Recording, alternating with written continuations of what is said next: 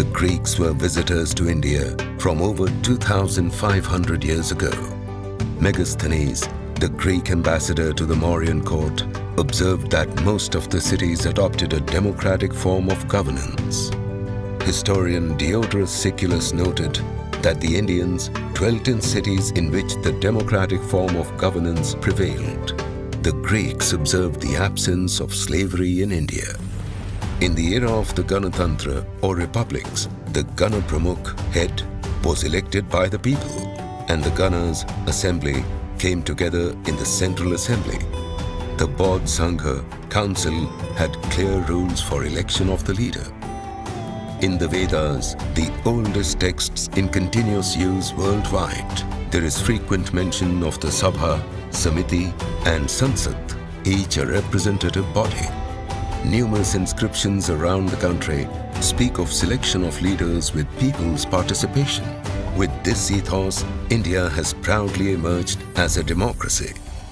The Independent Election Commission ensures that every citizen of India can vote. Booths have been set up in the Gir forest where there are more lions than voters. And the world's highest voting booth is on the Siachen Glacier. With such innovations as indelible ink, the electronic voting machine and the voter-verified paper audit trail, India today is the most vibrant democracy on the planet.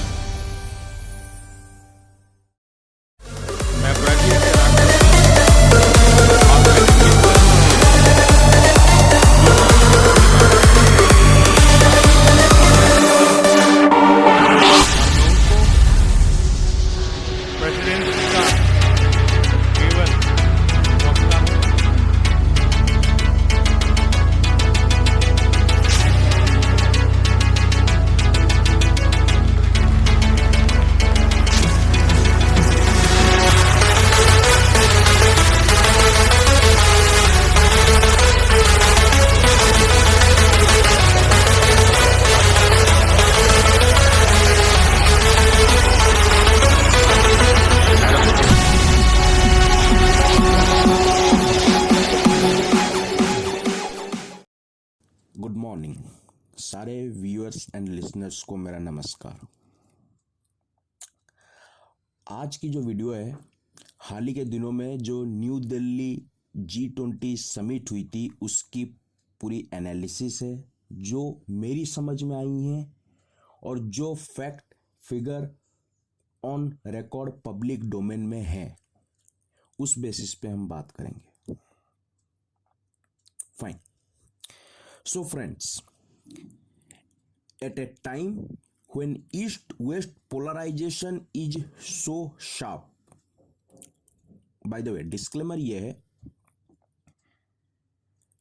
this video could extend too long, और मेरी जो listeners, viewers से मेरी आग्रह है, chapters इसमें है। Chapters के बेसिस पे आप अपनी पसंद की, अपनी जानकारी की जो सेक्शन है, जो चैप्टर है, उस पे डायरेक्ट आप डोल इन कर सकते हैं, because every chapter is connected. हाँ, लेकिन the thing is every chapter is connected to the previous chapters. तो I will try to my best keep it as simple as possible. Okay, let's begin. Friends, at a time when east-west polarization is so sharp and north-south divide so deep, the New Delhi summit affirms that diplomacy and dialogue are the only effective solutions. The international order is diverse and we must cater for divergence, if not differences. The days when a few nations set the agenda and expected others to fall in line are over. The architecture of global governance in 2025 for the future cannot be written in ink from 1945.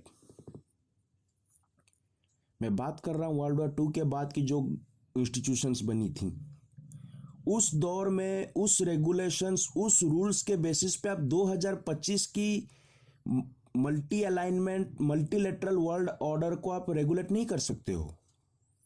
G20 leaders share their collective vision for a sustainable and equitable one future, together like one family for a healthier one earth.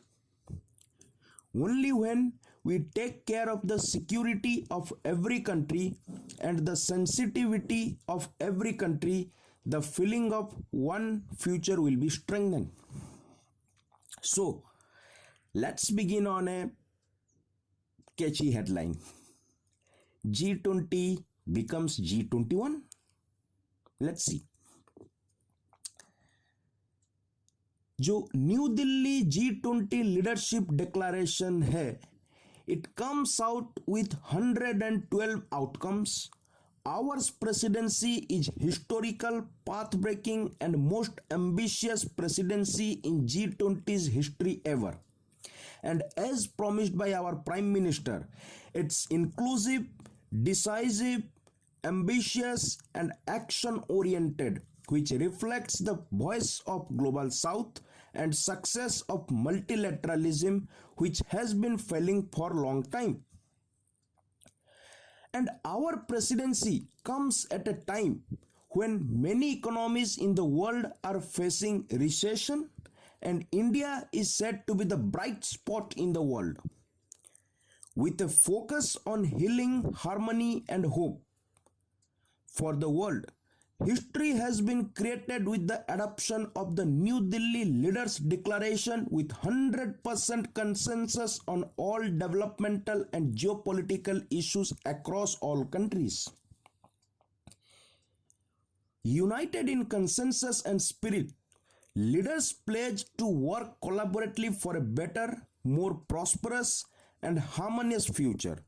The message of India's G20 presidency is that we are one earth, one family, and we share one future, and that it draws on an age-old belief of Vasudhaiva Kutumbakam. The presidency at Bharat Mandapam witnessed participation of 20 member states, 9 invitee nations, and 14 international organizations, which set the agenda for a human-centric development, a shift from GDP-centric growth. It's a matter of particular satisfaction that the African Union has become a permanent member of the G20, that too during Indian presidency. This is keeping in view the priority we attach to address the urgent concerns of the Global South. This was a unique reordering of the global high table. The inclusion of the African Union at par with the European Union was unique. Of the African Union's 55 members, 54 are in the United Nations. Only one African country, that is South Africa, has been an original member of the G20. No presidency ever risked amending the membership for fear of competing rivalries.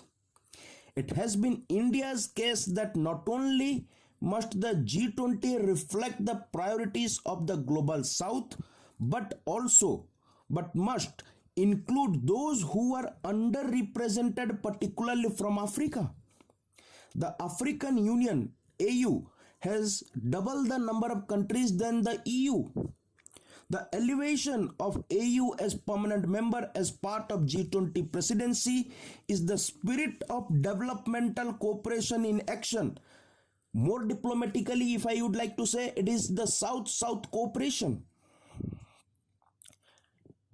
पहले जो G20 थी 80% of global GDP को represent करती थी, 75% of global trade को represent करती थी, और 2/3 of the population, that is something around 60% of the population को रिप्रेजेंट करती थी. लेकिन अब जब African union under India G20 presidency G20 का परमानेंट मेंबर बन गया है, now G20 accounts for 80% of world population, और जो G20 एज ए ग्रुप है, It has 97 out of the UN's 193 countries, United Nations. So 80% of world population, 88% of GDP and 79% of the trade share. Bharat की जो message है, one earth, one family, one future, resonated strongly with all delegates at the G20 summit. India's strong leadership making it possible for G20 leaders to reach consensus in intense discussions on a summit message urging nations to shun use of force in territorial disputes. The G20 has contributed to making India world ready and the world India ready. The leaders at India's showpiece G20 summit arrived at a joint communique called the G20 New Delhi Leaders Declaration. After months of work and in the last stretch 5 sleepless nights of negotiation, the big sticking point was the Ukraine-Russia conflict, which at the end were put into consensus across all members. This broadly speaks about the following: the purposes and principle of UN Charter. It was India leading negotiations with help from Brazil, South Africa and Indonesia, which is a great diplomatic achievement for India. The Russia-Ukraine paragraphs did not condemn Russia for its actions, nor did it call an aggression. India's presidency of the G20 summit and its outcomes were testimony to the country's commitment to multilateralism and international cooperation. The declaration includes points on reinvigorating multilateralism and multilateral institutions for the 21st century. The summit showed that the agenda does not have to be decided by the West or by the P5 or by narrow one or two countries, and that India too can shape it. India too can set the agenda for the world.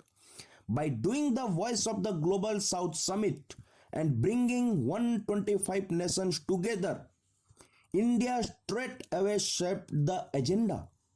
The declaration that the leaders have agreed focuses on promoting strong, sustainable, balanced and inclusive growth, accelerating progress on sustainable development goals, Green Development Pact for a sustainable future, high-level principles on lifestyle for sustainable development. This is in alignment with the mission life. Voluntary principles on hydrogen, multilateral institutions for the 21st century to manage global debt vulnerabilities, reinvigorating multilateralism, and the biggest achievement, women-led development. So these are the focusing points of the leaders' declaration in New Delhi. It is the India's agenda of successfully setting priorities aligning with Global South. Now the Brazilian presidency of the G20 has 3 priorities, namely social inclusion and the fight against hunger, energy transition and sustainable development, and the reform of global governance institutions. The G20 Leaders Summit 2023 concluded with Prime Minister Narendra Modi handing over the G20 presidency gavel to Lula da Silva, the President of Brazil, a country which will assume the presidency of the grouping from December 1, 2023. Coming towards the sidelines of the G20 summit in New Delhi, जो UN secretary general Antonio Guterres ने कुछ points बताई हैं, उन्होंने कुछ चीज़ों को reflect किया है अपनी पब्लिक कॉन्फ्रेंस के दौरान, अपनी पब्लिक ओपिनियंस के दौरान इन the sidelines of the G20 summit. And when the UN Secretary General was in Delhi to attend the G20 summit, he said, terrorism is the worst violation of human rights and is absolutely unjustifiable. Terrorism can never be the answer, it only amplifies problems. जब UN Secretary General ये बात करते हैं, it's a big thing. Regarding new entrants to the UN Security Council, he added, it's on the UNSC members to define who should be in the council. But we need to adjust the composition of the Security Council as per the realities of the world. और जब UN Secretary General terrorism के बारे में ये बात कहते हैं, UNSC की जो फॉर्म है, स्ट्रक्चर है, it should be matching with the contemporary times के बारे में बात कहते हैं. It then reminds me of the Delhi Declaration which was adopted during UNSC Counter-Terrorism Committee meeting this year itself. For your knowledge, Counter-Terrorism Committee जो UN की है, it comprises all 15 UNSC members. Yes. और दूसरी तरफ as far as UNSC reforms की बात की जाए, India has been the proponent of the UNSC reforms. और इंडिया चाहता है कि जो यूएनएससी है it should be more inclusive, more representative. Okay. And vote for India is a vote for transparency, credibility, accountability and effectiveness. India speaks as a voice of peace, security and prosperity for all. इस regard में एक important चीज़ as part of foreign policy अगर कहनी हो, बतानी होगी मुझे आपको, तो what I should be telling you guys is like UNSC में India will pursue the priorities through a tenets of सम्मान, संवाद, सहयोग, शांति, समृद्धि. सम्मान, respect for every nation's sovereignty. संवाद, greater engagement with all countries. सुरक्षा, security. India is a responsible power. Neither aggression nor adventurism exists in its DNA. Samriddhi, shared prosperity. Sanskriti and Sabhyata, the persuasive reach of cultural values anchored in a philosophy which believes that world is one family. And this is what reflected in our G20 presidency theme, Vasudhaiva Kutumbakam. Next, UN Secretary General Antonio Guterres said, G20 leaders have the power to reset a climate crisis that is spinning out of control and urged the leaders to reshape global financial rules which he described as outdated and unfair. The climate crisis is worsening dramatically, but the collective response is lacking in ambition, credibility and urgency. These are the hard words जो matter करती हैं जब UN secretary general एक larger multilateral forum में, जो कि आज के डेट में एक ओनली क्रेडिबल फोरम है मल्टीलेटरल इंस्टीट्यूशन के नाम पे, G20, जो डेवलप्ड वर्ल्ड और डेवलपिंग वर्ल्ड दोनों की इश्यूज को सेम टेबल पे ला के रखता है. और यूएन सेक्रेटरी जनरल जब ये बात करते हैं, terrorism, UNSC reforms, climate crisis, it's a big thing. Guterres asked the G20 members to commit to keeping the 1.5 degree goal alive, referring to the 2015 Paris Agreement of limiting the global average temperature rise to well below 2 degrees Celsius above pre-industrial levels and aiming for 1.5 degree. So, ये थी introduction G20 summit का क्या रहा है और across in the sidelines of the G20 towards going to the G20 जब UN secretary general ये तीन मुद्दों के बारे में बात करते हैं, तब हम आगे आपको ये आप ये सुनोगे। तो अगर एंड तक आप देखते हैं हमने अपनी लीडर्स डिक्लेरेशन में क्या क्या चीज़ें अचीव की।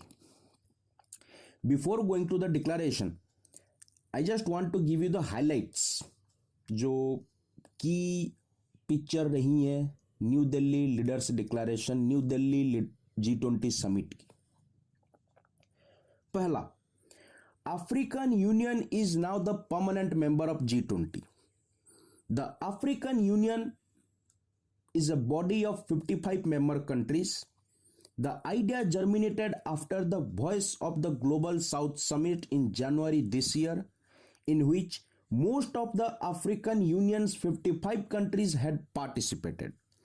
Then in June this year, Prime Minister Modi wrote to G20 leaders to propose that the African Union be given full membership at the Delhi summit of G20 as requested by them. So far, only one country from the grouping, South Africa, was part of the G20, as I told earlier. So, African Union के बारे में थोड़ा समझने की कोशिश करते हैं।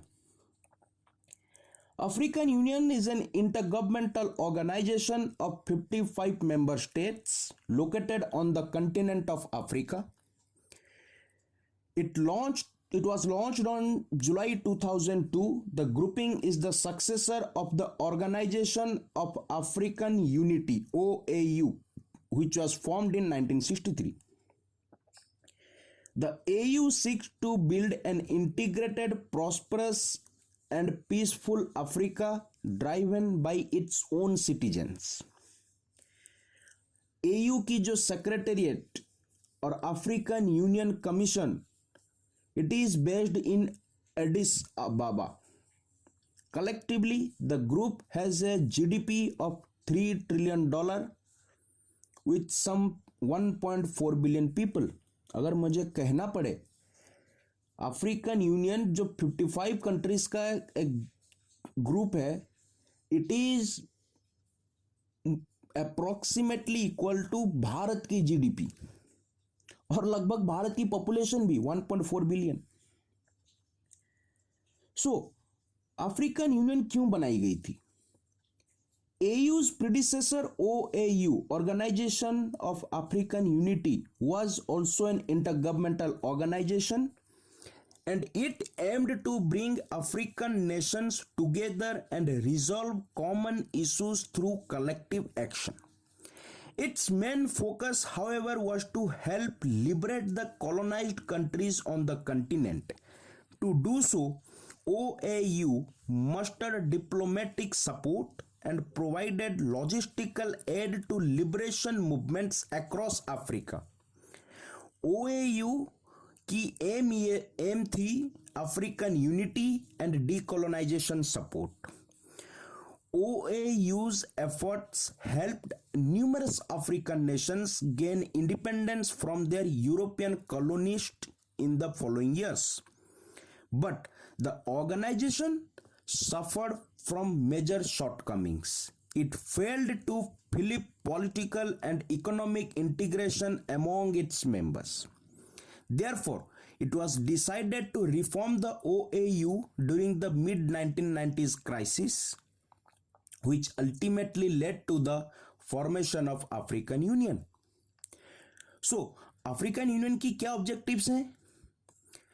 Achieving greater unity and solidarity between African countries and their people. It seeks to accelerate the process of the political and socio-economic integration of the continent. Moreover, the AU addresses the multifaceted social, economic, and political problems that the African nations have been facing. Its key objectives also include promoting peace, stability, and security across the region. Protecting and promoting human rights are also part of the agenda. तो जब हम African Union की बात करते हैं, what are the notable achievements of the AU? Many of the AU's peacekeeping missions have helped governments tackle terrorism across Africa, from the Sahel region to northern Mozambique. Over the years, organizations' intervention have prevented violence in countries like Burundi, Central African Republic, Comoros, Darfur, Somalia, South Sudan, and Mali. AU's diplomatic efforts have also resulted in resolving conflicts in Africa. Last year, it brokered a peace deal between the Ethiopian government and the Tigray People's Liberation Front in South Africa, almost 2 years after the two entities began fighting. The establishment of African Continental Free Trade Area, which came into force in 2021, is yet another achievement of the organization. With 54 member countries as signatories, AFCFTA is the world's largest new free trade area since the establishment of WTO in 1994. This seeks to increase intra-African trade through deeper levels of trade liberalization and enhanced regulatory harmonization and coordination. AFCFTA will increase Africa's income by $450 billion by 2035 and increase intra-African exports by more than 81%. This is what I am telling according to World Bank estimates. हाँ, African Union की एक failure रही है कि it has been not able to थ्वाट coups in Africa. Its inability to not control the coups in Africa. Since 1960s, the continent has witnessed more than 200 coups. The most recent ones took place in Gabon and Niger. So, African Union now has an opportunity to use its G20 permanent seat to craft a win-win pathway for the entire world with an uncompromising demand to redesign the global trade, finance and investment architecture. AU's addition into G20 plays a vital role in African development and global cooperation. जो पहली highlights हमने बताई it was related to African Union. Next highlight की अगर बात की जाए it is green development pact. G20 has also reaffirmed its commitment to sustainable and green growth. Every single country has come together to focus on Green Development Pact, which has financing, which has focus on global greenhouse gas emission by 43% by 2030, which has a doubling provision of adaptive finance by 2025, which has a global biofuel alliance, which has a LIFE mission lifestyle for environment, then completely new principles of life for sustainable development, which has ending plastic pollution, which has reducing disaster risk, and a whole lot of other components put together as the Green Development Pact of the leaders of G20 countries for a greener world of tomorrow. Next is Green Credit Initiative, which speaks about what should be done, keeping environment in mind. Next is India announced the launch of a global biofuel alliance at the G20 Summit meeting and proposed to take a global level initiative to take ethanol blending in petrol up to 20%. The alliance की जो M है to boost the global efforts to meet the net zero emission target by promoting trade in biofuels derived from sources including plant and animal waste. इस alliance में United states, and Brazil, including India, are the founding members. 19 countries, including India, US, Bangladesh, Italy, Argentina, Canada, Brazil, Mauritius, South Africa, UAE, and other 12 organizations have joined the alliance. थोड़ी GBA global biofuel alliance की technical perspective में अगर बात की जाए,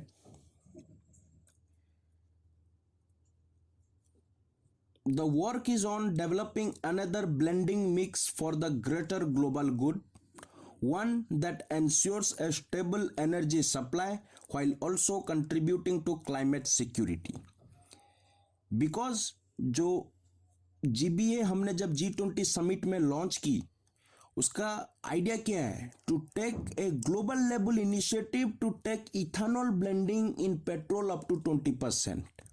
जो E20 blending petrol, blended petrol है, उसको ग्लोबल लेवल में पहुंचाना है उस कंसेप्ट को. GBA as a tangible outcome of the G20 presidency will help strengthen India's position globally.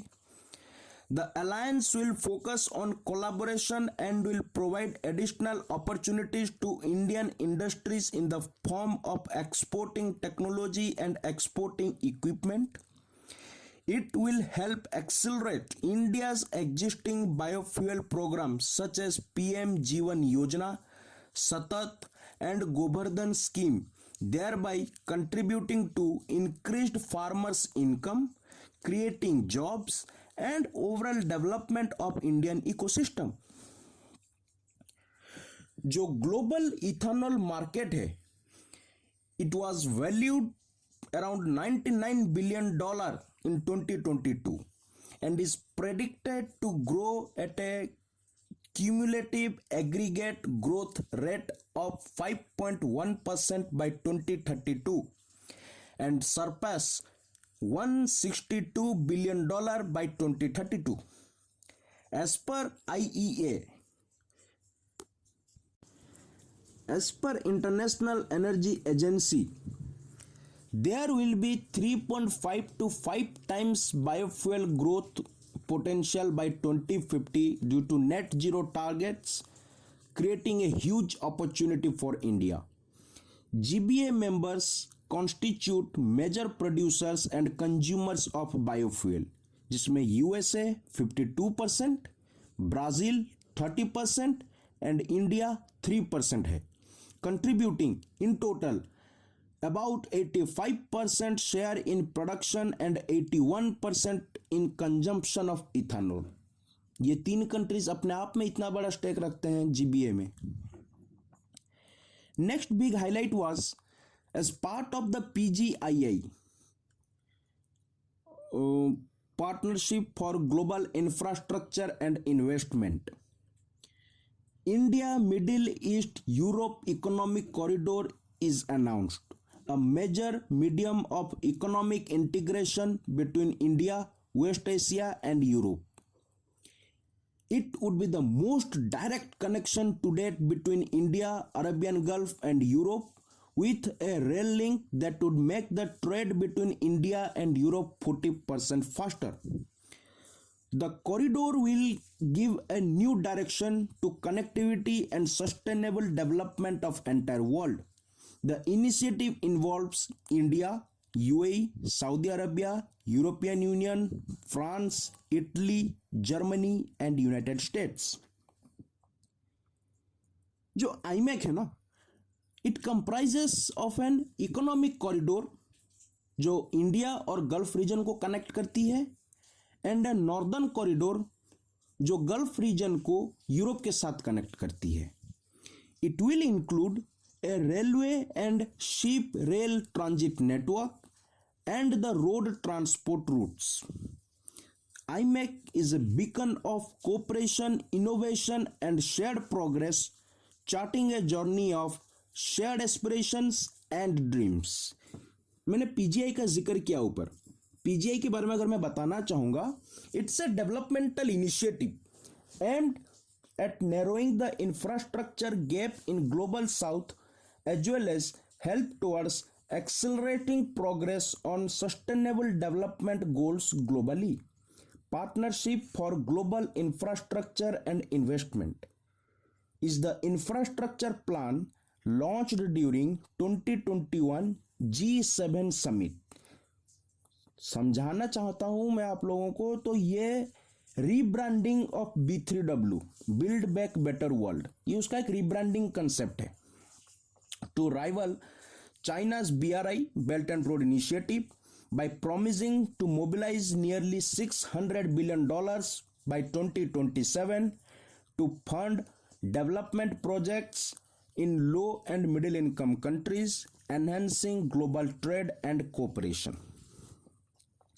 Next big highlight of the summit was India put forward a proposal to launch a G20 satellite mission for environment and climate observation.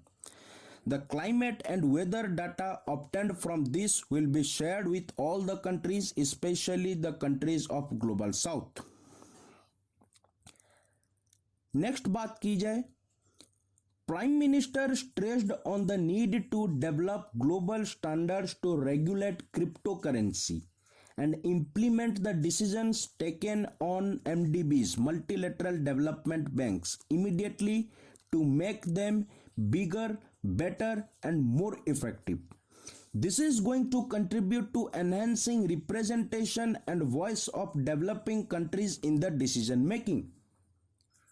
अब एक recent policy paper by IMF, International Monetary Fund, and FSB, Financial Stability Board, recommended against an outright ban on crypto assets. Again, I am saying, a recent policy paper by IMF and FSB recommended against an outright ban on crypto assets.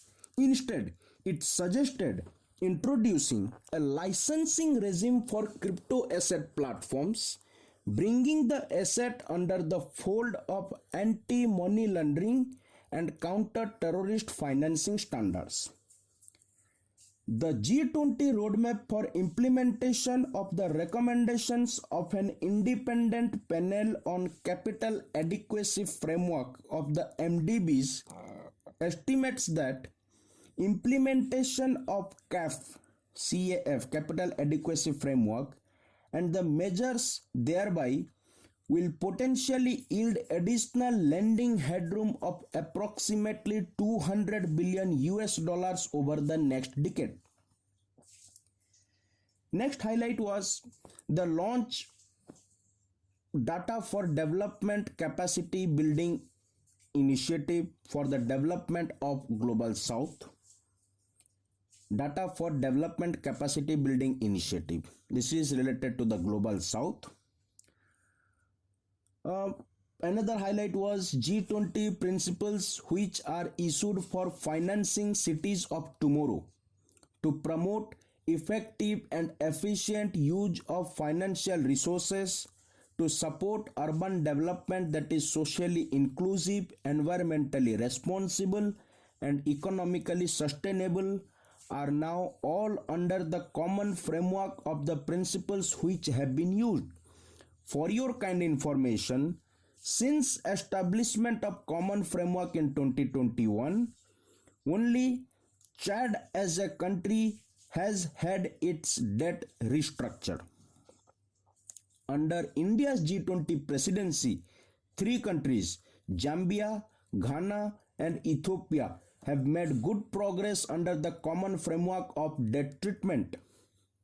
Next highlight was scaling up sustainable finance for social sectors, health and education, technical assistance for capacity building.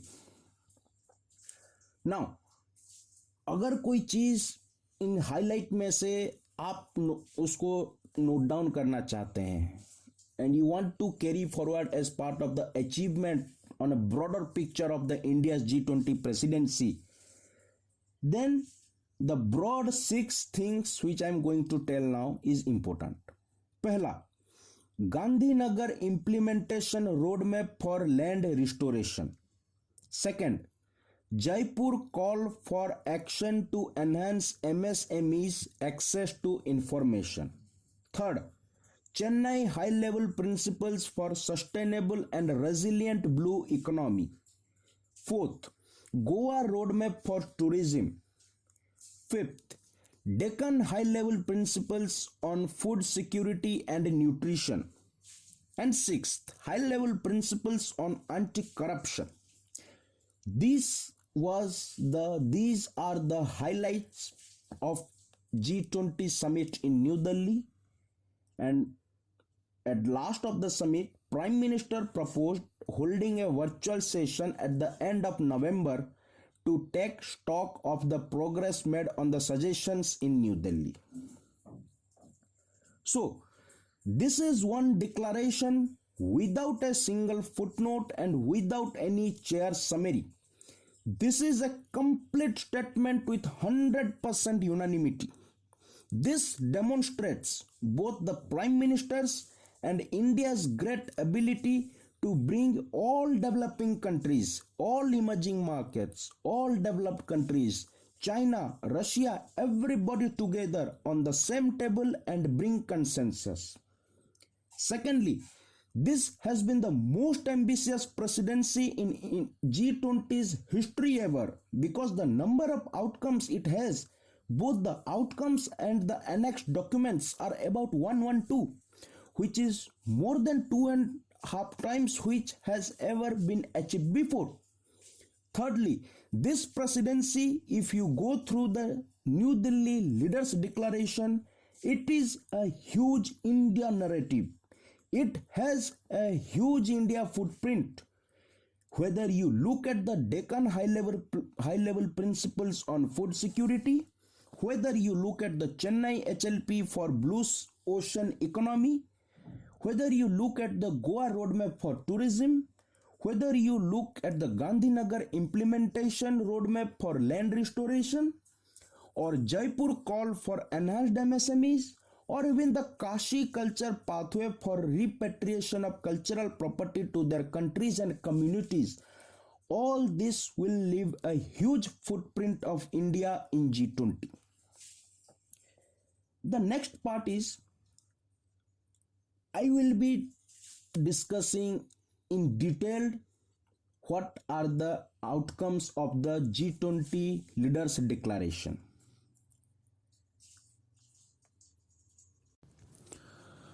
तो अब बात करते हैं जो G20 leaders new Delhi leaders declaration document है, जो कि 37 pages की डॉक्यूमेंट है, और उसमें हम वो की आउटकम्स की इम्पोर्टेंट थिंग्स पे बात करेंगे जो इंडिया पर्सपेक्टिव से इम्पोर्टेंट भी है और हमें जानना भी चाहिए. And next thing is G20 अपने आप में as an institution, it has played a big role in bringing these things as part of the discussions of the New Delhi Summit. So, the outcomes of the New Delhi G20 Summit will surely resonate for years ahead. Among them is the Action Plan for Sustainable Development Goals, a crucial need of the day. Equally important are the high principles of life and the Green Development Pact as they shape our approach to our planet's future. The transformative role of digital public infrastructure has also been recognized, as has the salience of women-led development in building an inclusive and progressive society. The reform of international financial institutions has been given the due weight, as has the resolution of debt vulnerabilities. Friends, New Delhi G20 outcomes are expressed both as larger policies and specific initiatives. They could be about building cities for tomorrow or fighting corruption, eliminating hunger or delivering quality education, ending plastic pollution or preserving the ocean-based economy, or for that matter, enhancing food security, or even mapping global skills. Some address long-standing issues like gender divide and climate action. Others focus on new concerns such as responsible harnessing of AI, artificial intelligence. All in all, we have placed for the world's consideration a set of actionable propositions, constructive solutions, and new directions. Even as we encourage collective endeavor, India also seeks to promote cooperation with diverse partners. From the era of non-alignment, we have now evolved to that of Vishwamitra, a friend to the world. This is reflected in our ability and willingness to engage with a broad range of nations and, where necessary, harmonize the interests. It's visible in the rapid growth of the Quad. It is equally apparent in the expansion of BRICS grouping or emergence of I2U2. So, जो outcome document है, it starts with a preamble and then has 10 chapters and ends with a conclusion. The chapters are numbered A to J in 10 chapters based on different themes. To speak about a few, जैसे कि एक है Progress for All, Focus on Education, Health. The first chapter is titled Strong, Sustainable, Balanced and Inclusive Growth. Theme है Progress for All, Focus on Education, Health. और पहला chapter का title है Strong, Sustainable, Balanced and Inclusive Growth. It talks about the global economic situation, advancing financial inclusion, and fighting corruption. It vows to implement the action plan against fugitive economic offenders that will help strengthen international cooperation and information sharing among law enforcement agencies to combat corruption. Next chapter is on accelerating progress on sustainable development goals, which is about eliminating hunger and malnutrition, health collaboration, and delivering quality education among others. One of the important elements is on how future pandemics can impact the economy, which also brings about the gaps in existing pandemic response mechanism, including institutional and funding arrangements. On education, it talks about enhancing teachers' capacity, improved curricula, content in local language, and access to digital resources, which will ensure that all children, including the most marginalized, are provided with the essential building blocks for all future learning. Next theme is Future is Now, Sustainability Chips. The chapter on Green Development Pact for a Sustainable Future stresses the need to implement clean, sustainable, just, affordable, and inclusive energy transitions. One important element is the mention of the need to build reliable, diverse, responsible, and sustainable value chains for critical minerals, semiconductors, and related technologies. The chapter on multilateral institution for 21st century speaks of reforming international financial institutions. One of the most important element is that reform of UNSC was agreed to go to for the first time in G20. UNSC reform के बारे में across G20 members एक agreement है, consensus है, and there was a strong push towards reform for better, bigger and more effective multilateral development banks. Next theme was digital infrastructure and a safe, secure internet. इसके तहत the chapter on technological transformation and DPI, digital public infrastructure, contains element of building digital public infrastructure, crypto assets, harnessing AI responsibly for good and for all. The leaders agreed on a G20 framework for digital public infrastructure and global digital public infrastructure repository. GDPIR.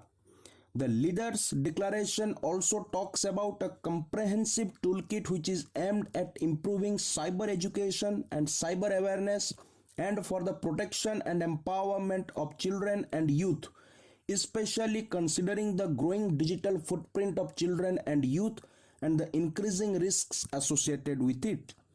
Next theme is focus on gender equality, terror in G20 crosshairs. In the chapter on gender equality and empowering all women and girls, the declaration promotes equal rights to economic resources, property ownership, financial services, and inheritance for women, while supporting women's organizations and networks and closing gender gaps in agricultural access. Under India's G20 presidency, a decision to create a full-fledged working group on women's empowerment has been made. The group will prioritize gender equality, women's empowerment and leadership and bring convergence across sectors at all levels. जो next chapter on countering terrorism and money laundering, it contains a strong condemnation of terrorism in all its forms and manifestations and positive message towards international peace and security. फिर जो next theme है welcome aboard Africa, a diverse, tolerant grouping. The last chapter on creating a more inclusive world has two important elements. One, India's G20 presidency has paved the way for African Union's permanent membership in the G20. This will make G20 more inclusive, deepen cooperation with Africa, and help realize its developmental aspirations. Second is a commitment to promote respect for religious and cultural diversity and deploring all acts of religious hatred, including against religious symbols and holy books. So, in total, मैंने आपको जो document है leaders declaration document, उसकी मैंने आपको briefing दे दी, theme wise chapters में क्या क्या बताई गई हैं. अब let's go into in detail the outcomes of the declaration document, जो आपके लिए जानना जरूरी है, इंडिया के पर्सपेक्टिव से इंपॉर्टेंट है, and G20 as a multilateral forum उसकी ये बहुत बड़ी अचीवमेंट है.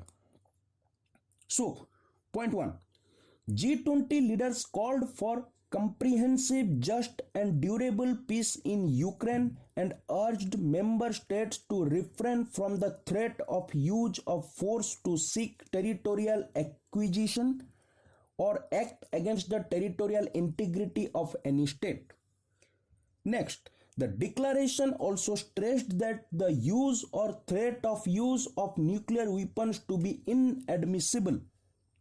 Next thing, the declaration calls for full recognition and protection of culture with its intrinsic value as a transformative driver and enabler for the achievement of SDGs. The leaders also reiterated their commitment to strengthen fight against illicit trafficking of cultural property at national, regional, or international levels and to enable its return and restitution to their countries and communities of origin as relevant. Next thing is commitment to enhance global food security and nutrition for all in line with the G20 Deccan High-Level Principles on Food Security and Nutrition 2023. Rising commodity prices, including food and energy prices, are contributing to cost of living pressures. Global challenges like poverty and inequality, climate change, pandemics, and conflicts disproportionately affect women and children and the most vulnerable. To eliminate hunger and malnutrition, 6-point framework under Deccan Principles speaks about encouraging efforts to strengthen research cooperation on millets and other climate-resilient crops. Next is about the commitment to accelerating innovations and investment focused on increasing agricultural productivity. reducing food loss and waste across the value chain, and improving marketing and storage, then to build more sustainable and climate resilient agriculture and food systems. Next thing is about the commitment to support developing countries' efforts and capacities to address their food security challenges, and working together to enable access to affordable, safe, nutritious, healthy diets, and to foster the progressive realization of the right to adequate food. Next is about the commitment to facilitate open, fair, predictable, and rules-based agriculture, food, and fertilizer trade, not impose export prohibitions or restrictions, and reduce market distortions in accordance with relevant WTO rules. Then the commitment to strengthening the agricultural market information system and the Group on Earth Observations Global Agricultural Monitoring for greater transparency to avoid food price volatility, supporting AMIS Agricultural Market Information System work on fertilizers, its expansion to include vegetable oils, and for enhancing collaboration with early warning systems. The declaration also speaks that women's food security and nutrition is the cornerstone of individual and community development, as it lays the foundation for women's health, as well as that of children, families, and the general well-being of the community. The leaders' declaration deplored all acts of religious hatred, including against symbols and holy books, by noting United Nations General Assembly resolution on promoting inter-religious and intercultural dialogue and tolerance in countering hate speech. The declaration calls for full, timely, and effective implementation of Black Sea Grain Initiative (BSGI) to ensure the immediate and unimpeded deliveries of grain, foodstuffs, and fertilizers or inputs from Russian Federation and Ukraine, which is necessary to meet the demand in developing and least developed countries, particularly those in Africa.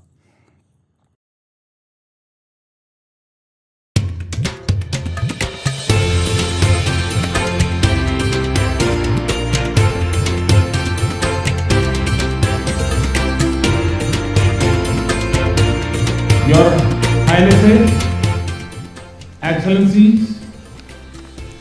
G20 के president के तौर पर भारत आप सभी का हार्दिक स्वागत करता है। भारत की G20 प्रेसिडेंसी देश के भीतर और देश के बाहर इंक्लूजन का, सबका साथ का प्रतीक बन गई है। आप सबकी सहमति से मैं अफ्रीकन यूनियन के अध्यक्ष को G20 के स्थायी सदस्य के रूप में अपना स्थान ग्रहण करने के लिए आमंत्रित करता हूं।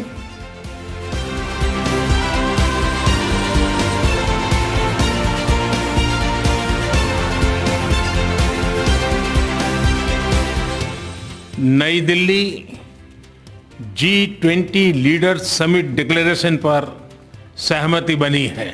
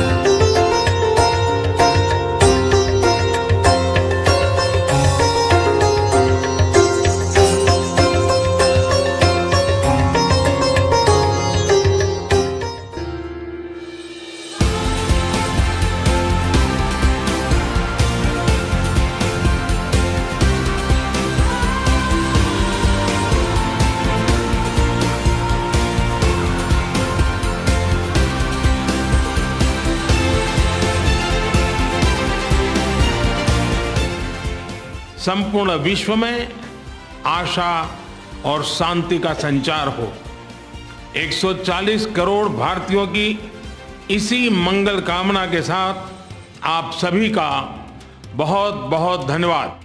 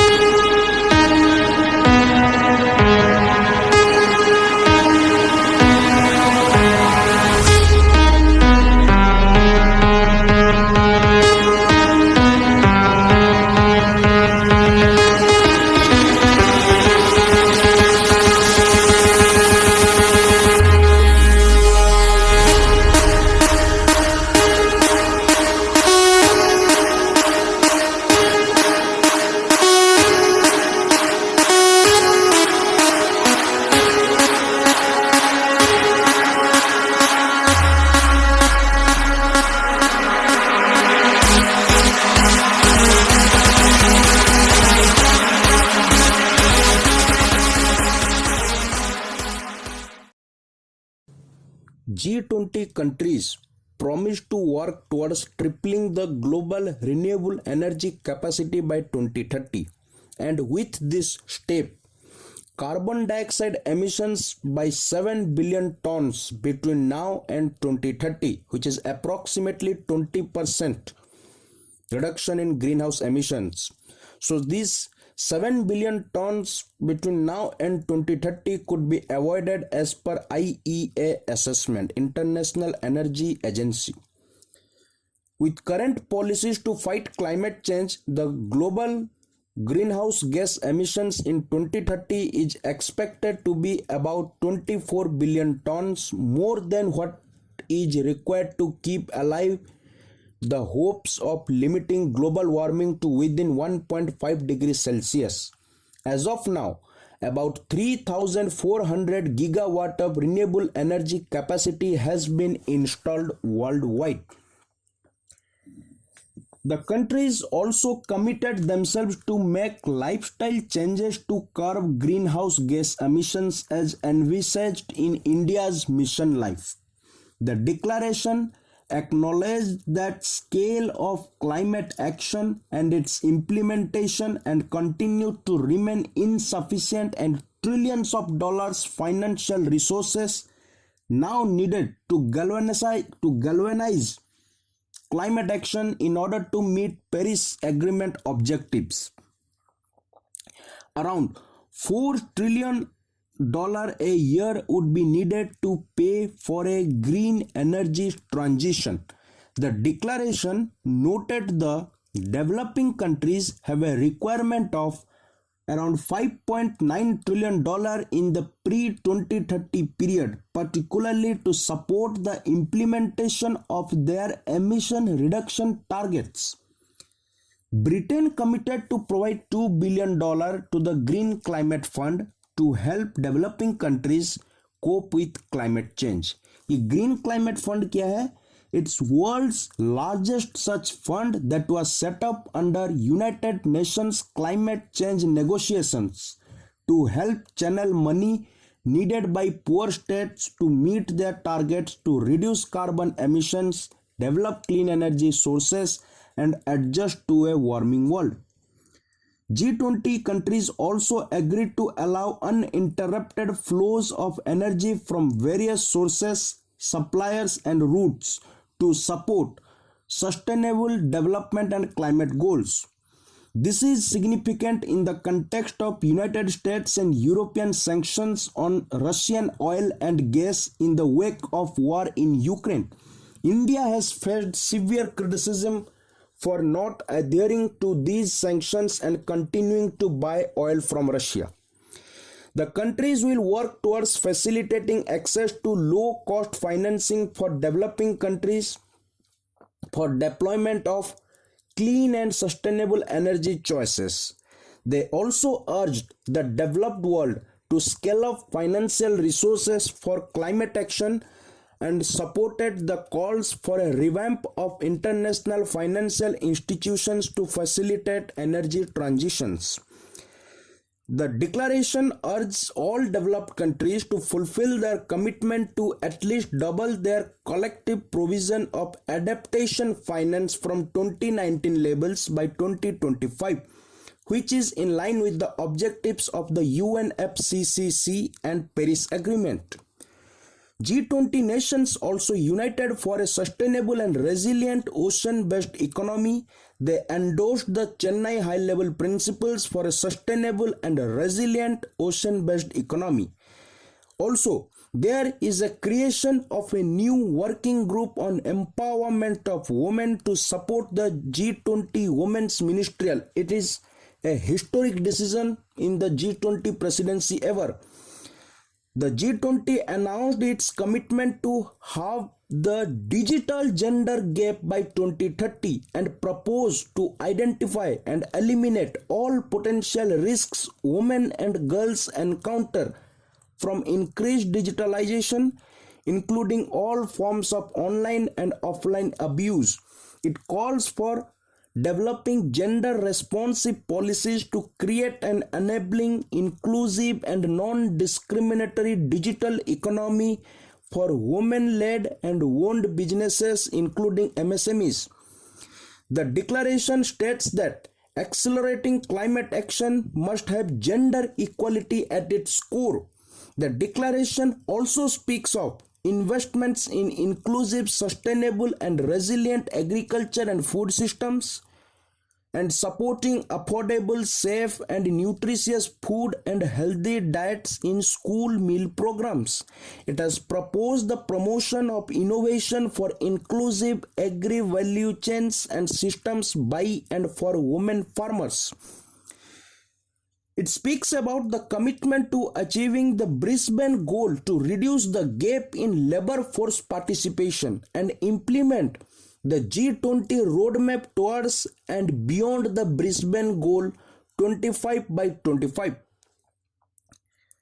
G20 has supported equal and affordable access to quality education for girls with an emphasis on STEM education and digital technologies.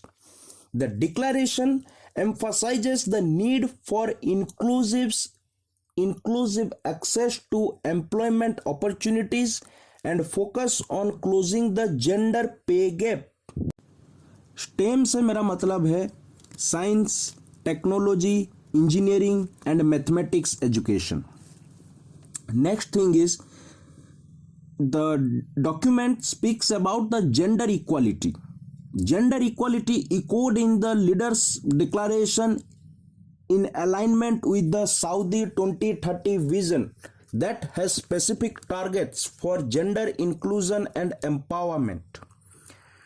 Next, all three health priorities of India's G20 presidency find a mention in the New Delhi leaders' declaration. These are building a resilient healthcare system for health emergency prevention, preparedness and response, creating a platform for improving access to medical countermeasures such as vaccines, diagnostics and therapeutics across the world, basically strengthening cooperation in the pharmaceutical sector with focus on ensuring equitable availability and access to vaccines, diagnostics and therapeutics during a pandemic, and creating a platform for sharing digital public goods between countries. There are examples like CoWIN, e-Sanjeevani, Ayushman Bharat Digital Mission Platform. इसमें जो चीज़ें हैं, एक WHO led inclusive consultative process for the development of an interim medical countermeasures coordination mechanism. The platform may be adapted in alignment with the pandemic treaty. Then WHO managed framework to build a comprehensive digital health ecosystem in compliance with respective data protection regulations. It commits to strengthening the global health architecture to build more resilient, equitable, sustainable, and inclusive health system with WHO at its core. To do so, the declaration spoke of strengthening primary health care, health workforce, and essential health services to better than pre-pandemic levels, ideally within the next 2 to 3 years. The launch of Global Initiative on Digital Health (GIDH) with 4 main pillars: an investment tracker, a repository of existing digital health solutions, knowledge sharing for implementation and country-specific adaptation of these solutions, and an ask tracker to monitor the needs of different countries. In addition to focusing on epidemics such as tuberculosis and AIDS, G20 also recognized the importance of research on long COVID. The declaration notes the need to promote access to mental health and psychosocial support services. It stresses the importance of a One Health approach where diseases in animals, plants, and humans are tracked by same mechanism, with focus on tackling antimicrobial resistance. It talks of enhancing not just climate resilient healthcare systems but also low carbon systems. India's G20 presidency also pushed for integration of evidence-based traditional medicine practices with modern medicine. A global summit on traditional medicine was hosted on the sidelines of the health ministers meeting last month. ये जो मैंने कहा traditional medicine के बारे में दो summit हुई थी, it is about the WHO global centre for traditional medicine and the centre is in Jamnagar of Gujarat, जिसमें indigenous knowledge, practices, skills to maintain health and prevent, diagnose and treat physical and mental illness is termed as traditional medicine. Ayurveda, yoga and naturopathy, unani, siddha and homeopathy. So that's it. This is about this traditional medicine. आपकी जानकारी के लिए ये जरूरी है कि जो India's traditional medicine system is not limited to treatment. It's a holistic science of life. India's Ayush sector could increase its market to $24 billion by 2023. This speaks about the significance of integration of evidence-based traditional medicine practices with modern medicine, which is echoed in the G20 fora. Next is the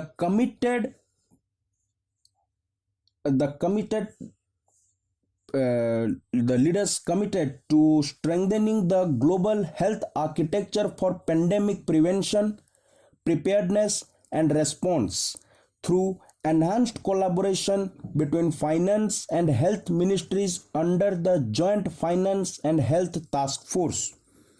G20 Independent Expert Group on Strengthening MDBs has already submitted its first volume of the report, recommending a triple agenda to address eliminating extreme poverty, inclusive growth, and financing of global public goods, along with a suggestion to constitute a global challenges funding mechanism for global public goods. Leaders' declaration has endorsed implementation of the G20 Financial Inclusion Action Plan (FIAP), which provides an action-oriented and forward-looking roadmap for rapidly accelerating the financial inclusion of individuals and MSMEs, particularly vulnerable and undeserved groups in the G20 countries and beyond. India, through the India Stack, became the first country to develop all three foundational BPIs: the digital identity, the real-time fast payment, and a platform to safely share personal data without compromising privacy. This concept was embedded in the G20 financial inclusion agenda by formulating G20 policy recommendations for advancing financial inclusion and productivity gains through DPI, Digital Public Infrastructure. This set of recommendations cover 5 aspects: use of DPIs and accelerating financial inclusion, fostering well-designed DPIs, regulatory and supervisory aspects of DPI, institutional and governance arrangements by DPI, and ensuring consumer protection. So, DPI has also been integrated into the G20 Financial Inclusion Action Plan, the FIAP, which will run between 2024 and 2026. That is a strong legacy of the Indian presidency. The leaders condemned terrorism in all its forms and manifestations, which included xenophobia, racism, and other forms of intolerance apart from the religious, even as it recognized commitment of all religions to peace. Importantly, the declaration addressed two India-specific concerns, where it agreed to increase international cooperation to deny terrorist groups safe haven, freedom of operations, movement and recruitment, as well as financial, material, or political support, and expressed concern about diversion of small arms and light weapons. The declaration also condemned terror acts against critical infrastructure, including critical energy facilities, and against other vulnerable targets. G20 countries recognize that safe and trusted deployment of digital public infrastructure can enable service delivery and innovation. Under India's chairmanship, a strong framework for digital public infrastructure has been agreed upon. Similarly, G20 principles on harnessing data for development have also been accepted. The declaration said that in order to ensure responsible AI development, deployment, and use, the protection of human rights, transparency and explainability, fairness, accountability, regulation, safety, appropriate human oversight, ethics, biases, privacy, and data protection must be addressed. Delhi Declaration provides a new direction for the tourism sector with the G20 Goa roadmap. The key deliverable of India's G20 tourism track is a pioneering initiative that provides a blueprint for sustainable global tourism by focusing on the 5 interconnected priorities identified and endorsed by the G20 Tourism Working Group, that is green tourism, digitalization, skills, tourism MSMEs, and destination management. The roadmap offers a comprehensive strategy for nations to align their tourism policies with the United Nations Sustainable Development Goals 2030.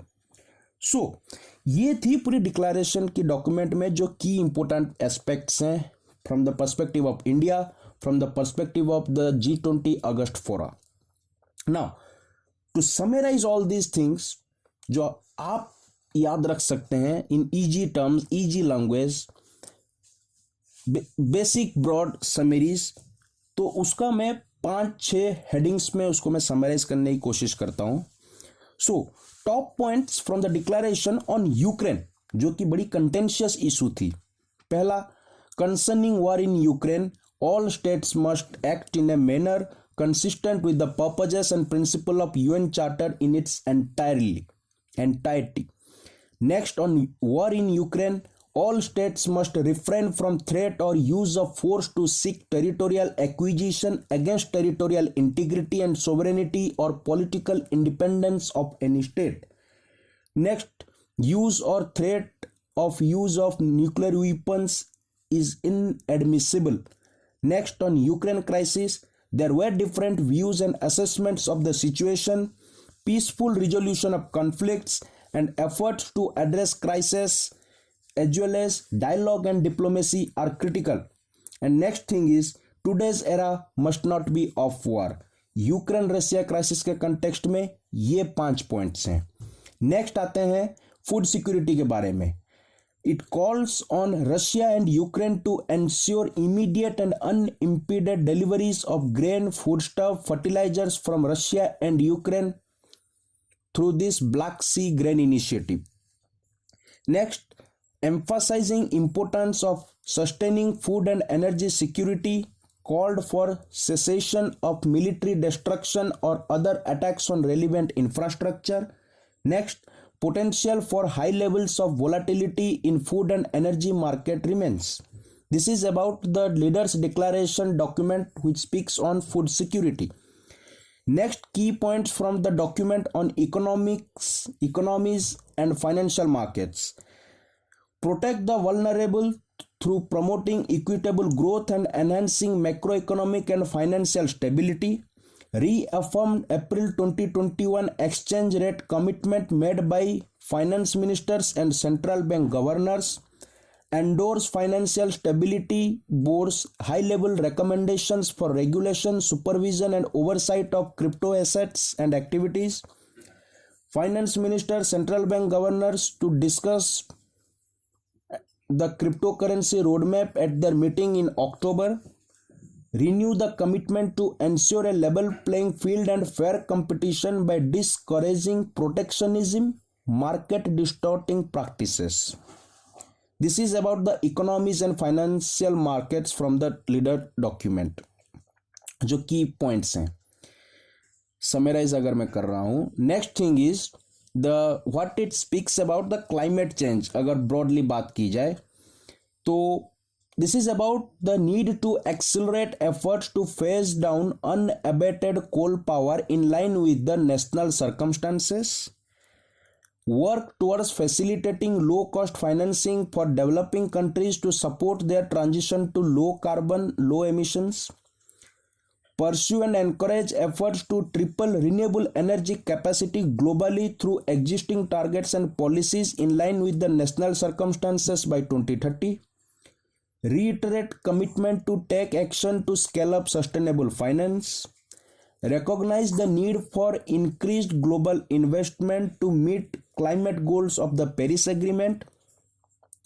It noted the need of $5.8 to $5.9 trillion in pre-2030 period required for developing countries, in particular for their needs to implement their emission targets. Also, it calls on parties to set an ambitious, transparent and trackable new collective quantified goal of climate finance in 2024 from a floor of $100 billion a year. Next, the declaration speaks about the global debt vulnerabilities. उसमें हमें ये जानना है कि the commitment to promoting resilient growth by urgently and effectively addressing debt vulnerabilities in developing countries. Also, the document called for swift conclusion of the debt treatment for Ethiopia.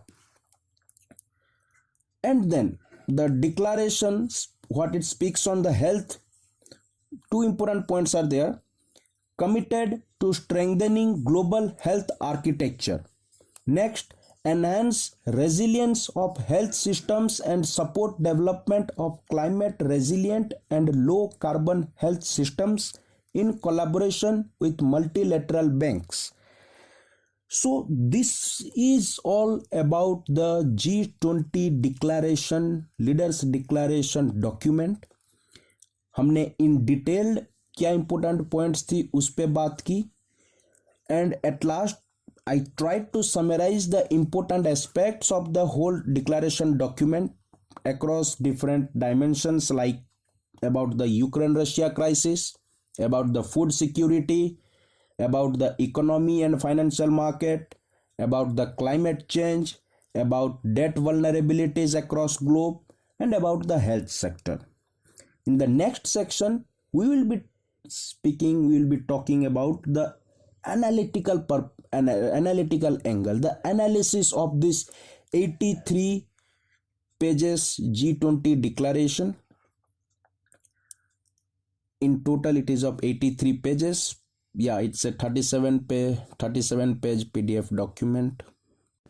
So this was all about the G20 new Delhi leaders declaration document, जिसमें मैंने comprehensively क्या important aspects है उसको cover किया है. At last मैंने इसको summarise भी किया है अक्रॉस 5 पैरामीटर्स जो हमें जानना चाहिए, पता होना चाहिए. What from the angle of the achievements like Ukraine Russia crisis जो सबसे बड़ी कंटेंशियस इशू थी. देन हमने फूड सिक्योरिटी पे भी मैंने आपको समराइज करके बताया. Then economy and financial market, then climate change, global debt vulnerabilities, and on the health. So here completes about the leaders declaration document. In next section I will be taking the analytical approach to the G20 declaration, new Delhi declaration, जो 83 paragraph leader declaration document है उसकी analysis की जाएगी. That is India को क्या मिला इससे, and what India could send as a message to the developed countries and developing countries. इस लीडर समिट के दौरान जो हमने प्रोमिसेस किए हैं, how far it is achievable, how far it reflects the ground reality of today's world order, इस पे हम बात करते हैं in the next section. So yeah, let's begin with the analysis of the 83 paragraph G20 declaration.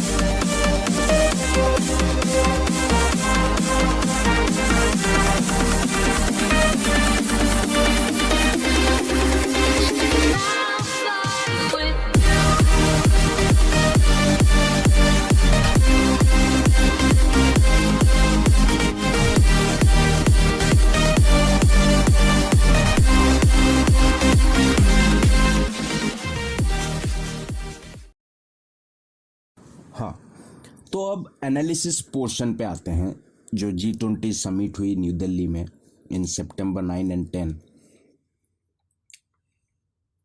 The 83 paras G20 declaration signified a major triumph given rifts between major economies. Ukraine was a flashpoint. Besides the war, the joint agreement featured provisions on climate finance, debt relief, reforms of international financial institutions like the World Bank, and a new Green Development Pact.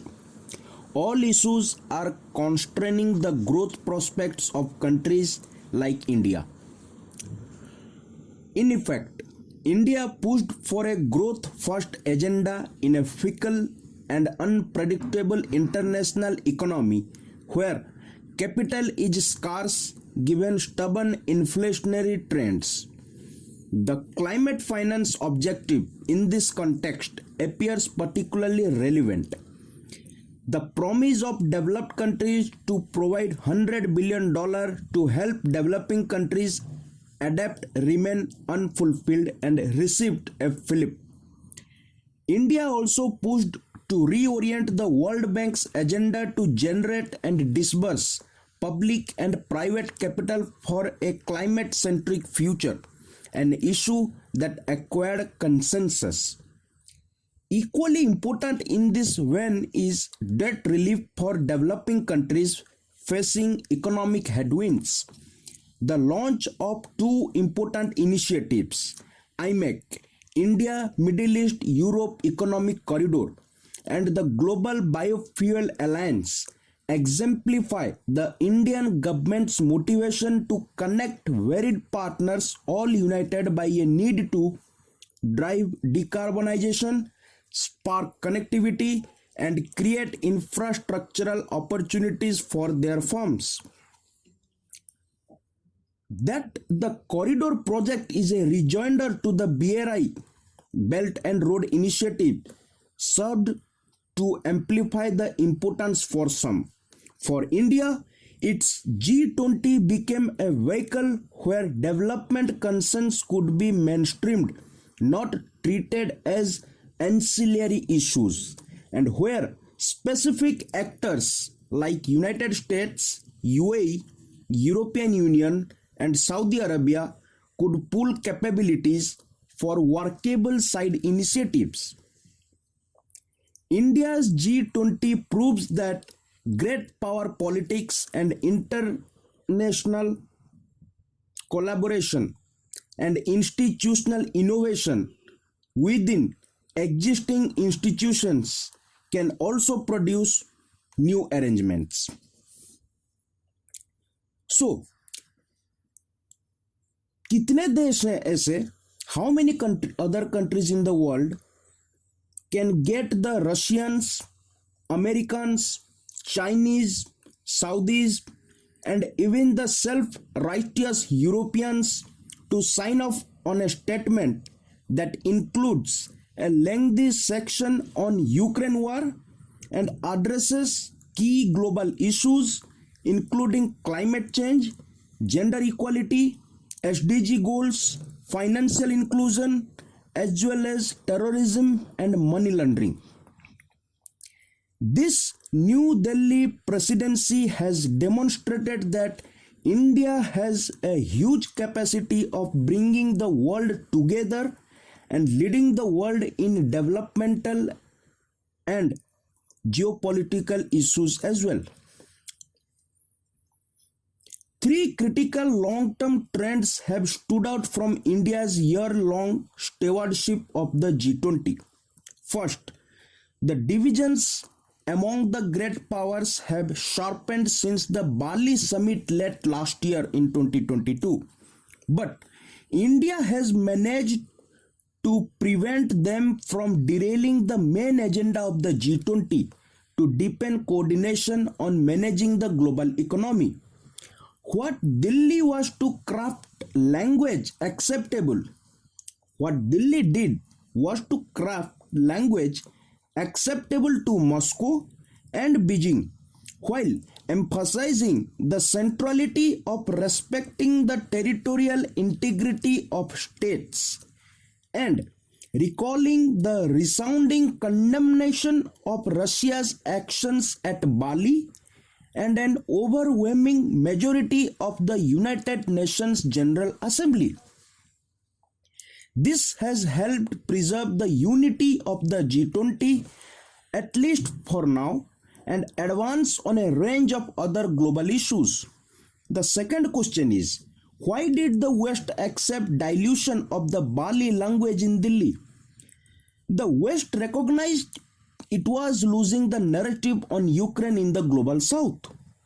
Although a majority of the developing countries voted with the West on deploring the Russian invasion of Ukraine and demanded its immediate reversal, they were hesitant to back the Western sanctions against Russia and advocated a great focus on the impact of the Ukraine war on their societies already battered by the COVID-19 pandemic. Rather than make Ukraine a make or break issue at the G20 summit, the West chose to work with Delhi and the emerging powers to devote considerable attention to the concerns of the global south.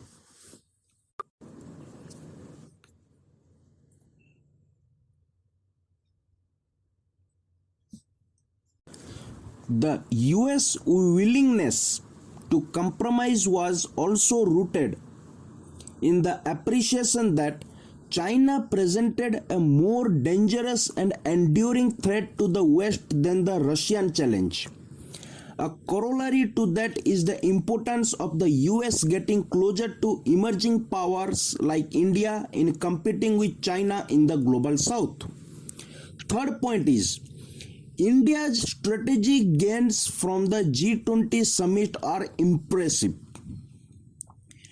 Delhi's diplomatic genius lay in reading the Ukraine situation correctly last year, recognizing the impact of the war on the global south, and demanding that they be addressed at the G20 forum.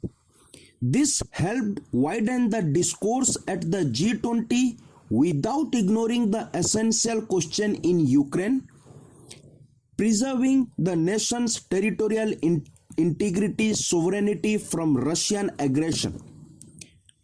Delhi demonstrated considerable diplomatic skill in navigating this complex challenge at the summit.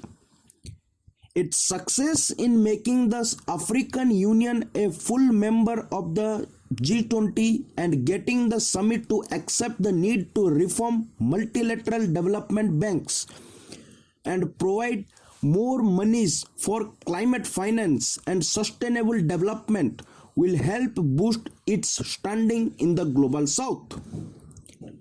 In hosting a productive summit, Prime Minister Narendra Modi has also showcased India's growing economic strengths, technological capabilities, and above all, new ideas to reshape the global order. If a rising India needed a test to prove its credentials to become a leading power, the G20 provided the perfect opportunity. One of the least noticed outcomes from the summit is the emerging cooperation between India and the West on global issues. Historically, India stood out on the global stage as an opponent of the West and a partner of Russia and China, despite several bilateral disputes. That era has come to a decisive end with the G20 summit. The converging interests between a rising Delhi and the West were in full display at the summit in producing a compromise language on Ukraine, addressing the concerns of the global south, offering alternatives to China's predatory economic policies, and the agreement to build a new economic corridor between India, Arabia, and Europe.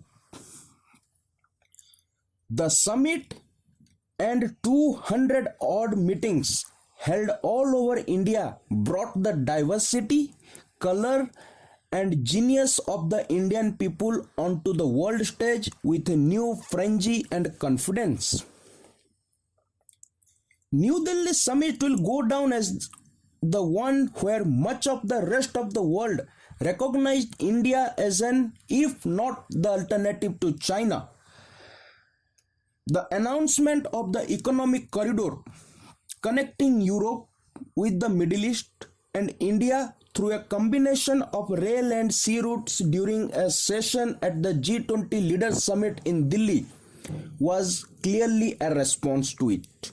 If still an early idea to the Chinese Belt and Road Initiative, which seems to hold the main stakeholder countries in a debilitating debt trap. So now, the basic question that comes to everyone's mind: how successful was the G20 New Delhi summit? India's G20 presidency, a watershed moment, comes with a crucial responsibility at a very challenging time in world politics and at an inflection point in India's own history. India's presidency comes at a moment of heightened geopolitical competition along with a state of flux in the international order, breakdown of global supply chain, crisis of climate finance and climate action, global debt crisis, and millions of people below poverty line due to COVID. Amid all this, India achieved a significant diplomatic victory by successfully negotiating a New Delhi Leaders Summit declaration that garnered unanimous agreement on all matters pertaining to development and geopolitics during the initial day of the G20 summit. This accomplishment has attained despite existing disagreements concerning the Russia-Ukraine conflict. However, is there justification to feel content with the result? Is the G20 New Delhi summit successful? Argument 1. Yes, G20 New Delhi summit was a big success. इस पे बात करते हैं. To begin with, the involvement of many segments of society, the economy, and the intellectual sphere was integral to the proceedings of the G20. During India's presidency, a notable and unforeseen achievement occurred as G20 countries reached a collective agreement on the contentious Ukraine paragraphs and also extended membership to the African Union.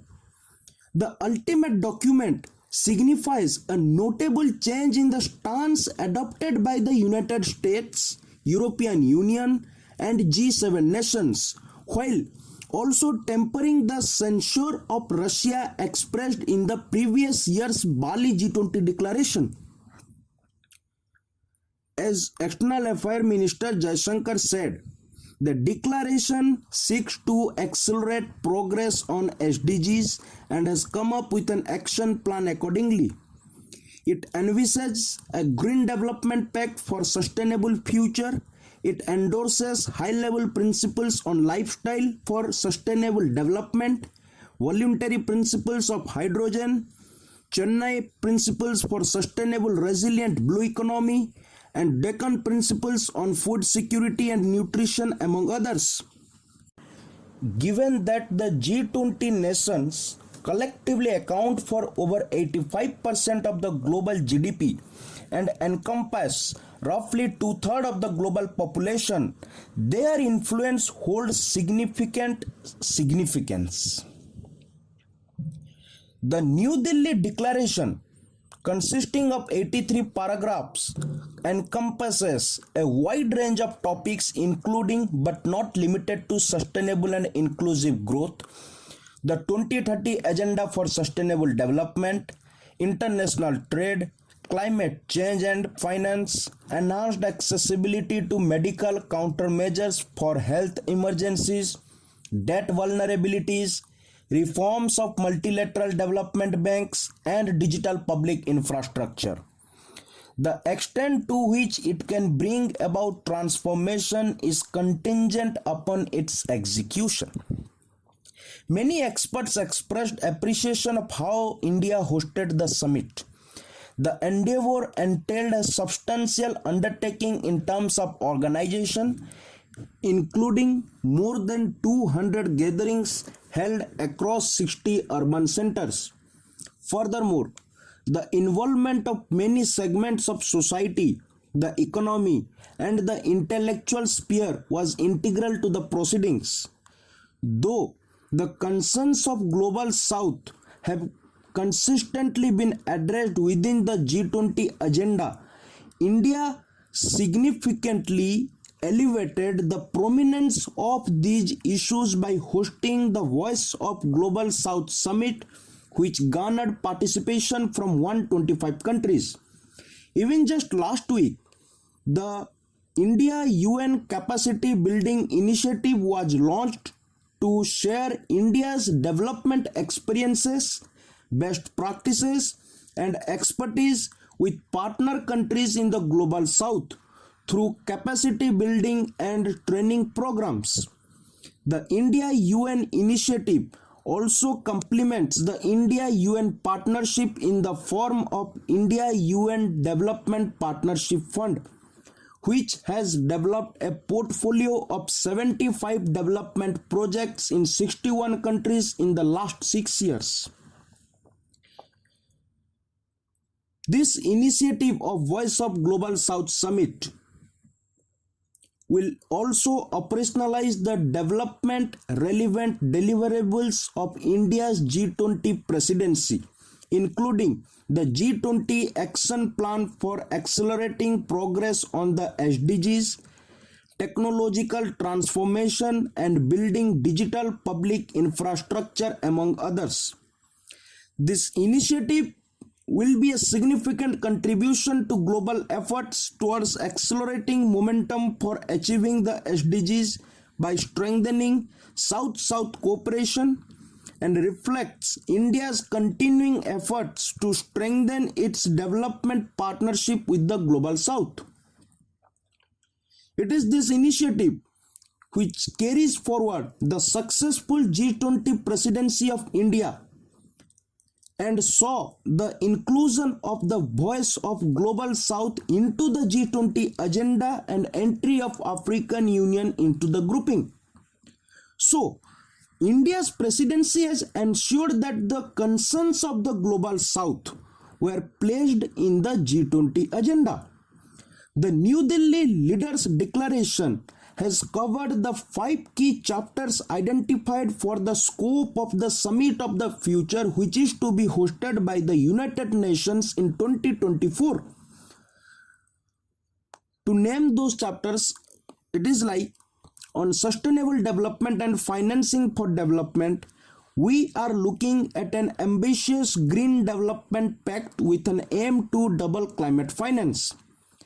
On international peace and security, the document calls on all states to uphold principles of international law and including respect for territorial integrity, sovereignty in the spirit of one earth, one family and one future. On science, technology and innovation and digital cooperation, we visualize a comprehensive framework for the development, deployment and governance of systems of digital public infrastructure. On youth and future generations, the summit places young people at the heart of the G20 agenda. India's One Future Alliance stands as a testament here. On transforming global governance, an unprecedented transformation was Africa's permanent place in the G20. Where there is political will, multilateralism will reform. India is recognized for its support in endorsing the membership of the African Union, a collective body comprising all 55 African nations whose total GDP amounts to around $3 trillion. The African Union has actively pursued membership for a period of 7 years, a goal that has been met with approval by many African heads of state. During the meeting, a distinct India-Middle East-Europe economic corridor was introduced through separate negotiations. The aforementioned countermeasure exhibits the potential to be efficacious, albeit with a relatively constrained scope, in response to the ambitious Belt and Road Initiative. US President Joe Biden expressed significant importance on the matter at hand. However, there is currently no specified time frame for its finalization, and comprehensive information regarding the financial aspects remain undisclosed. The countries to be included include India, Saudi Arabia, with which US is currently trying to mend its relations, UAE, Jordan, Israel, and European Union. The success of the Delhi summit can be attributed to various factors. The presidency of India is widely seen as the turning point in the G20's agenda, as it marked a shift from being primarily influenced by the affluent G7 nations that have historically dominated the organization to becoming more inclusive and reflective of the interests and perspectives of the developing world. The summit primarily centered around the topics of technological transformation and digital public infrastructure, allowing India to highlight its significant achievements in these domains. India effectively implemented its DPI, Digital Public Infrastructure Initiative, positioning it as a viable technological solution for enhancing financial inclusion, and subsequently successfully marketed it for potential exportation. The potential for other countries to replicate India's digital plan remains uncertain, as it has demonstrated a unique capability beyond mere capital funding. The Indian officials demonstrated a strong commitment to prioritizing the representation of marginalized voices and the global south throughout their presidency, as evidenced by their extensive engagement in over 60 Indian cities through more than 200 meetings. No document of G20 has had such an immense focus on developing and emerging markets and the voice of the global south as this particular document has. This is a document of the global south. This is a document of developing countries which came together and spelled out their priorities. Although India expressed disappointment over the absence of Putin and Xi at the G20 summit, the focus of this summit was not on evaluating past diplomatic efforts, but rather on exploring new possibilities and approaches in diplomacy. Ultimately, India's diplomatic efforts showcased its capacity to address prevailing geopolitical disputes and advocate for nations that have long experienced marginalization. इस basis पे मैं ये कह सकता हूं अब कि जो मेरी आर्ग्यूमेंट 1 थी, yes new Delhi summit was a big success, सही बात है ये। अब मेरी जो दूसरी आर्ग्यूमेंट अगर कोई रखता है, कोई दूसरा पॉइंट ऑफ व्यू रखता है कि नहीं, जो G20 समिट थी it was not a big success, उसके पॉइंट ऑफ व्यू से भी हमको सोचना चाहिए। So the G20 new Delhi declaration, the G20 New Delhi Declaration neglected to assign blame for a specific country responsible for the macroeconomic problem. In paragraph 14 of the New Delhi Declaration, it is evident that the statement "today's era must not be of war" reflects the sentiment expressed by Narendra Modi during a meeting of the Shanghai Cooperation Organization with President Putin. The New Delhi G20 Leaders Summit was characterized by significant bilateral discussions held alongside the Bharat Mandapam. However, some argue that there were no significant achievements for India or other developing nations. In contrast to the 2022 Bali Declaration, the joint declaration issued in New Delhi refrained from explicitly identifying and denouncing Russia's involvement in the conflict in Ukraine. This method has faced criticism from certain sources. The spokesperson of the Ukrainian Foreign Ministry expressed discontent with the Delhi remark, stating that it lacked any sense of pride. According to some experts, within the framework of consensus regarding Russia and Ukraine, it appears that G20 New Delhi Declaration was formulated subsequent to Russia and China reaching an agreement on the precise wording in paragraph 8, titled "For the Planet, People, Peace and Prosperity." The revised language merely states concerning the war in Ukraine, as opposed to the previous Bali Declaration from the previous year, which referred to aggression by the Russian Federation against Ukraine. According to geopolitical researchers, the recent G20 summit resulted in the formation of various bilateral agreements and introduction of new initiatives during the supplementary sessions of the two-day conference. A MOU was established between US and European Union as well as India, Saudi Arabia and UAE, indicating a carefully orchestrated effort. The objective of this initiative is to construct a novel rail ship corridor, facilitating connectivity between India and the Middle East. The cooperative railway project appears to be designed with the objective of mitigating China's expanding influence, particularly through its BRI in the Middle East and other regions.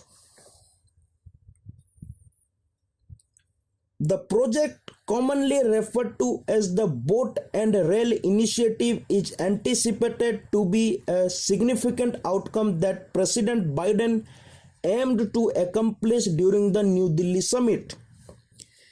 The President of US expressed support for the project, highlighting the participation of Saudi Arabia, Israel, UAE, and Jordan in the endeavor. This matter holds significant importance. The situation is quite challenging. This initiative is expected to have a positive impact on the Middle East by fostering prosperity, stability, and regional integration. Nevertheless, United States' historical performance in adhering to its pledged promises and objectives has been far from satisfactory. The trade text exhibits significant weakness, thereby highlighting the potential of Brazil and South Africa to contribute a developmental aspect to what appears to be a contemporary version of the League of Nations. This raises the question of whether the Premier Cooperation Platform, as referred to by these countries, can provide any benefit to the majority of nations worldwide. An official commented that the League ultimately served as a facade for 19th century colonialism. According to several prominent journalists, the inclusion of African Union in the group of 20 can be regarded as a significant achievement for developing nations. However, the actual impact of AU's participation in G20 remains uncertain and requires further observation to determine its effectiveness in the forthcoming years. Furthermore, Paragraph 16 of the G20 New Delhi Declaration acknowledges that there is a significant level of uncertainty surrounding the economic forecast. This uncertainty is exacerbated by the tightening of global financial conditions, which has the potential to increase the vulnerability of debt, perpetuate inflation, and intensify geo-economic tensions. As a result, the overall risks associated with the economic outlook continue to be skewed towards negative outcomes. Nonetheless, the G20 New Delhi Declaration neglected to assign blame to a specific country responsible for the macroeconomic problem. Specifically, it omitted to acknowledge the United States' ongoing increases in interest rates, which have significantly contributed to the accumulation of debt by impoverished nations amounting to almost $800 billion within the past year. Numerous analysts assert that advocating for the expeditious advancement of the United Nations 17 Sustainable Development Goals, which were introduced in 2015 and necessitate complete adherence by 2030, is a straightforward proposition. Currently, approximately 12% of advancement has been achieved in adherence of 17 objectives that acknowledge the necessity of simultaneously addressing poverty and other forms of deprivation alongside implementing measures to enhance healthcare and education, diminish inequality, stimulate economic growth, combat climate change, and preserve our oceans and forests. Sustainable development report 2022 के तहत जो United Nation sustainable development solution network release करती है, it says that peace, diplomacy and international cooperation are fundamental conditions for the world to make progress on the SDGs. और इसमें India की ranking है 121 among 163 countries. India has achieved SDG 12, Responsible Consumption and Production, and SDG 13, Climate Action. However, having challenges in achieving other SDGs. The preamble of the G20 New Delhi Declaration encompasses several significant declarations, including the promotion of robust, sustainable, balanced, and inclusive economic growth, imperative of fully and effectively implementing the 2030 Agenda for Sustainable Development, the need to enhance financial resources to expedite progress towards the UN Sustainable Development Goals, and the reform of multilateral development banks. Considering the non-binding character of these statements, it is not very meaningful to boast about the G20 New Delhi Declaration. Hence, if the host country of the G20 Summit fails to adhere to these commitments, the lofty declarations of recommitting to achieving SDGs, eliminating hunger and malnutrition, macroeconomic impact of food and energy insecurity, and ensuring excellent education, among other objectives, lose their substance and become mere hollow assurances.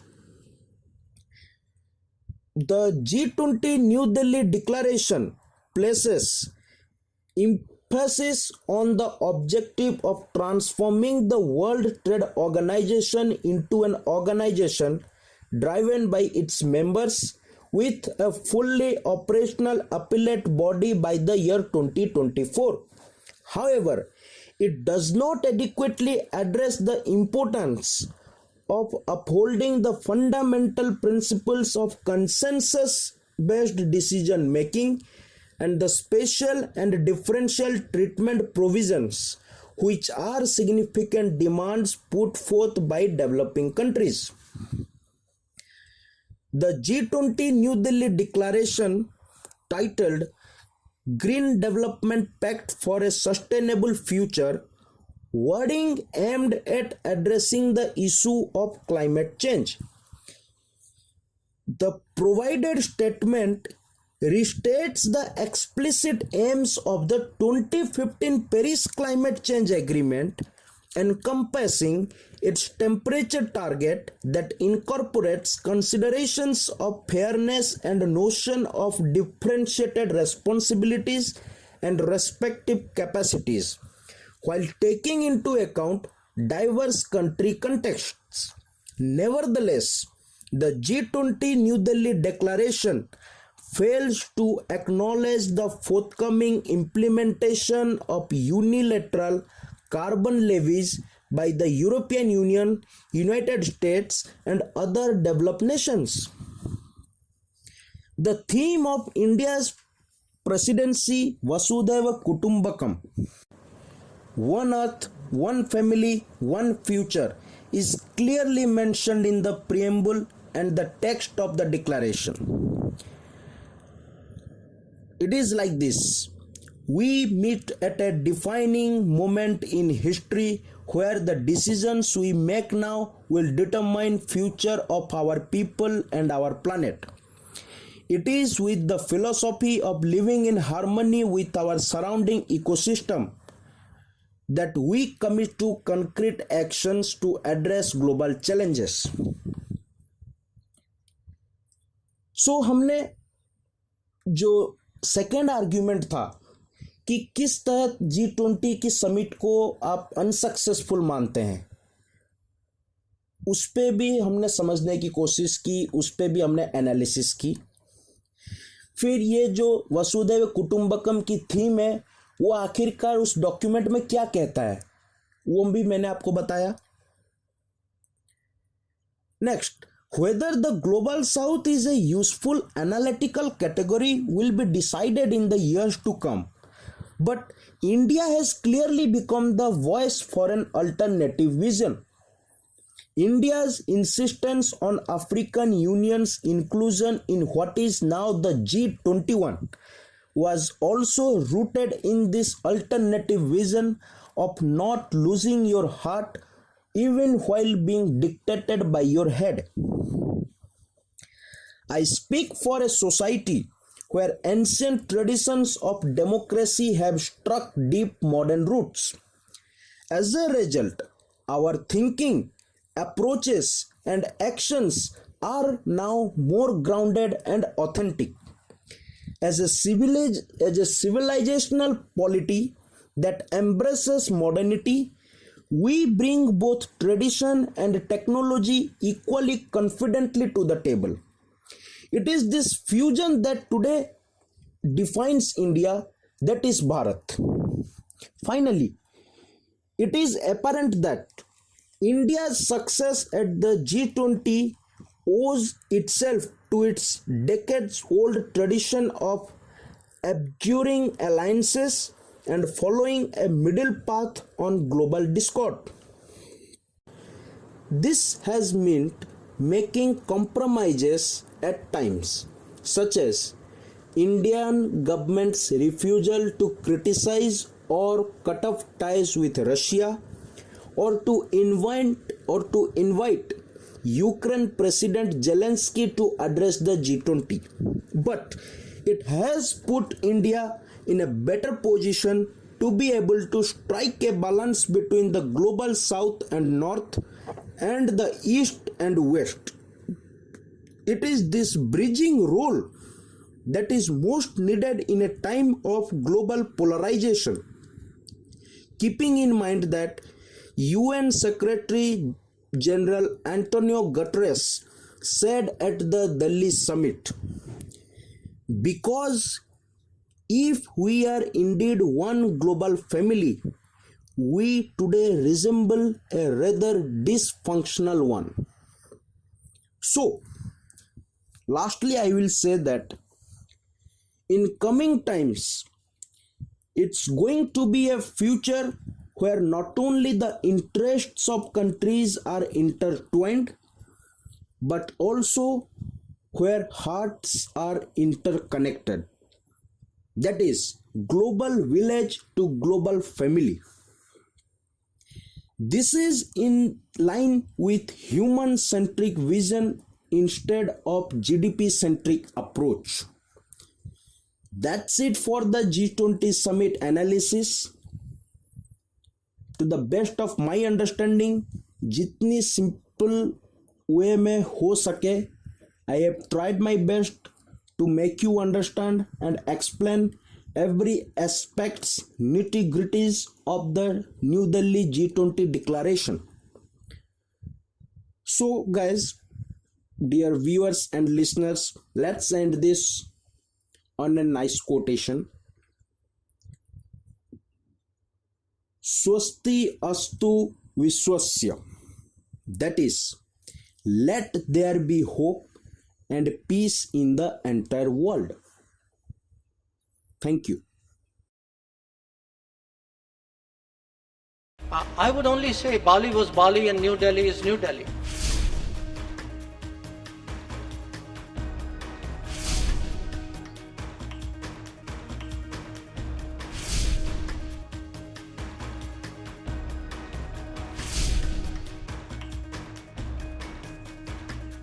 मैं इस declaration को adopt करने की घोषणा करता हूं।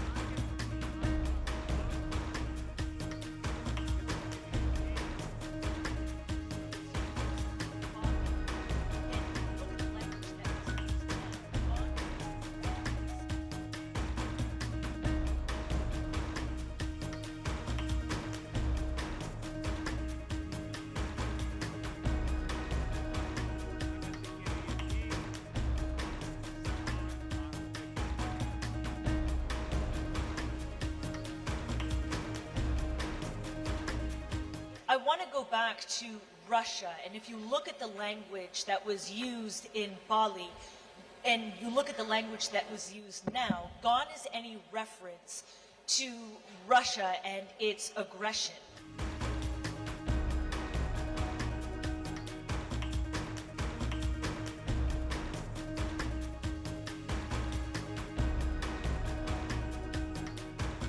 With regard to the Russia, to the comparison with the Bali declaration, I would only say Bali was Bali and New Delhi is New Delhi. I mean, Bali was a year ago. The context, the situation was different.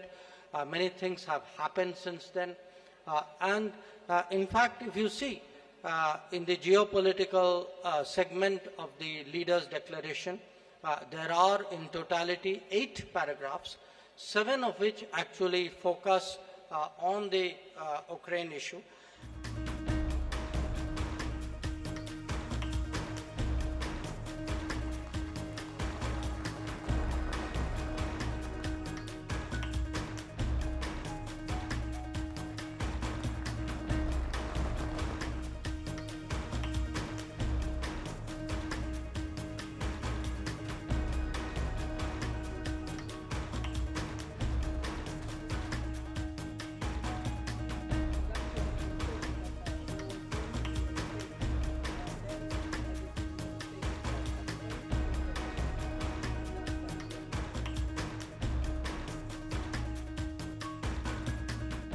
I was about to cry. It was a great emotion for me because actually we thought that there was going to be a debate and then a decision will be taken. But at the very beginning of the summit, they just announced that we were a member, and it was great.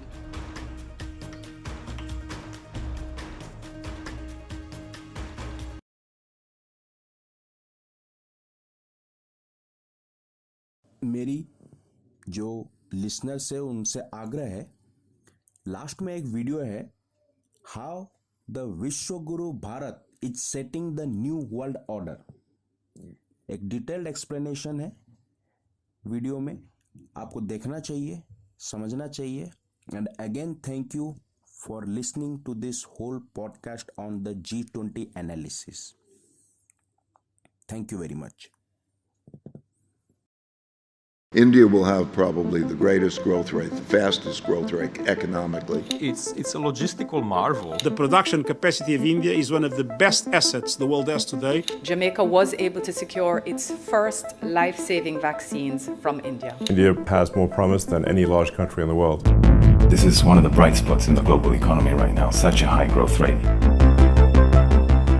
21st century is going to be the Indian century. India, the world's fastest growing major economy.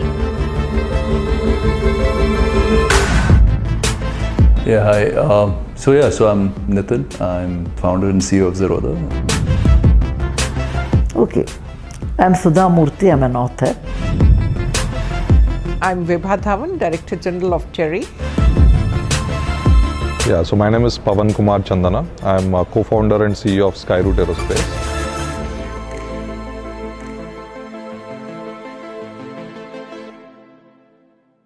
India is really, like right now, the land of opportunities, right? As in the country demographically, like we have the highest number of 20 to 30-year-olds on the planet. We are one of the few countries which is growing fast. We have a stable government. I mean, these are all good combination for a country to do well, and then in the sense also give opportunities for entrepreneurs to come and build something out.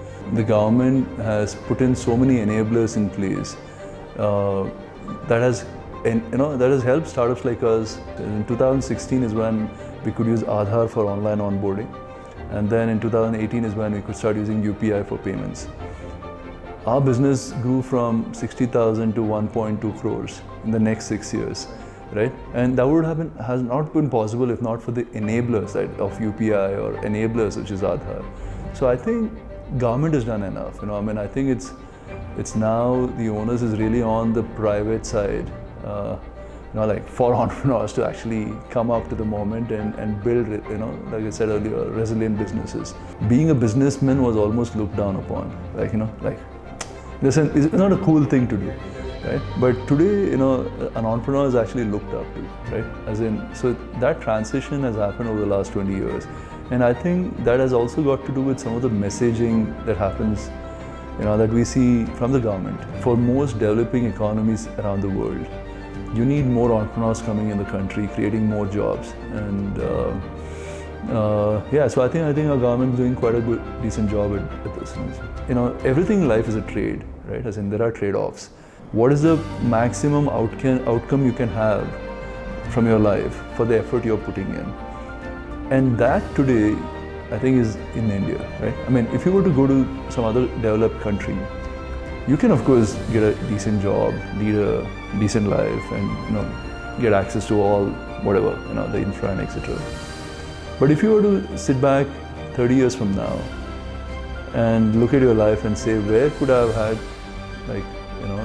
like a much larger outcome for the effort that I put? I think that country would be India. What to tell about myself? Today it is a different India, the India where I grew up. There is a lot of change. They get more education, more options. Their opinion, उनका राय होता है शादी में.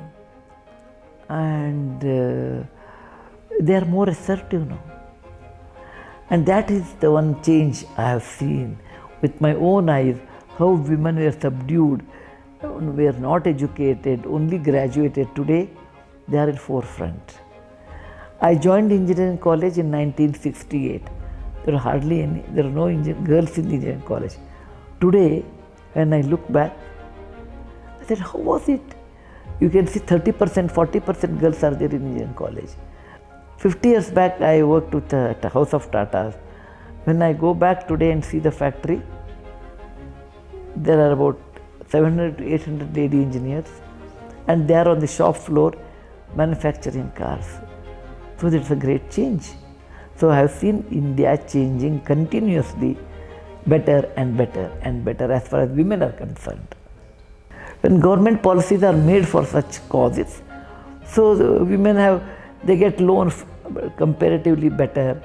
I have not seen a village where nobody has a cell phone, everyone has. And people rarely I see using the firewood, everybody has a gas connection. Everybody has a bank account and ATM card. Bank account is so important. So I have seen this Beti Bachao or any policy with respect to women have affected. Women are normally hardworking. They are better managers. They are more balanced compared to men. For a country like India, there are many ways India has achieved and can be achieved, technology-wise, medical-wise, pharmacy-wise. There are so many, or like antariksha-wise. But I will look at in a much basic way.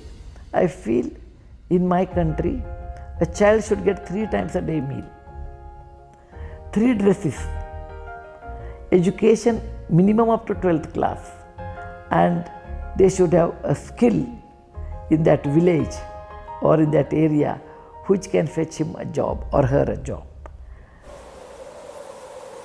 Really speaking, when people start talking about circular economy, I always say that is something which was engraved in our DNA. I remember my father always telling me, why do you have to switch on lights of every room? Clothes were never discarded. Travel by train, go to a place, enjoy, use public transport as much as possible, and so on. The Prime Minister, when he made commitments in Glasgow in terms of the use of renewables and going net zero by 2070, was a very bold, ambitious statement. And that is what essentially is being done, whether in terms of making regulations, whether it is consciousness at the individual level. So while we are doing this exercise, like whether you look at energy conservation bill, where we are talking about building above a certain size that must have component of renewable integrated in the building itself, or we are looking at subsidies which are being provided for generation of renewable energy at the household level. If we look at India as a country, we are blessed with plenty of sunshine.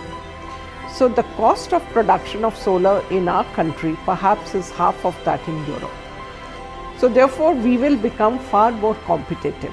The hydrogen mission, which was announced by the Honorable Prime Minister, that again, it is not just to meet the energy requirements of India, we are talking of exporting hydrogen, because green hydrogen is going to be cheaper in India compared to many other countries, and therefore we will come in the category of exporting nations. Very fact that government is investing a lot of money, they are very serious about new technologies. As a country, we have everything. We have young population, our people are next to none. We have innovative, hard-working minds, which can be in any field. Young nation, innovative people, hard-working people, and the market exists. So all the ingredients are here to go for renewable energy, and therefore we can show the way to the world how the development can take place in a sustainable green way. One thing which I would like to bring on table is the Prime Minister's initiative Life. That is extremely important, because what doesn't get mired never get controlled. Being a growing nation, we have an opportunity to follow a greener path and thus show to the world development will happen, but in a cleaner way.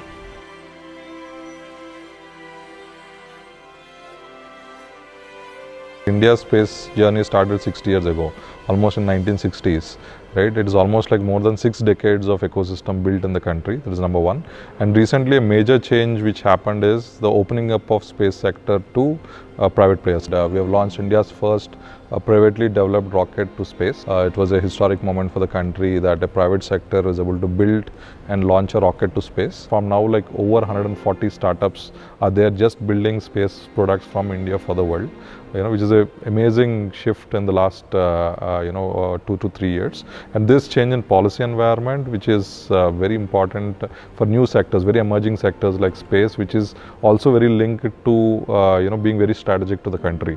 So for example, recent Chandrayaan 3 landing, made every Indian proud, putting us among the top 4 nations globally. So it shows the prowess of India in the global stage, and also it's a very large, $500 billion business globally.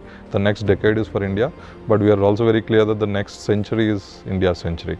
So I think this amount of young talent no country in the world has, I think that is the fuel of our future, and I think undoubtedly the next century is going to be India's century. The estimate is that we will be among the top 2 GDP nations in the next 50 years.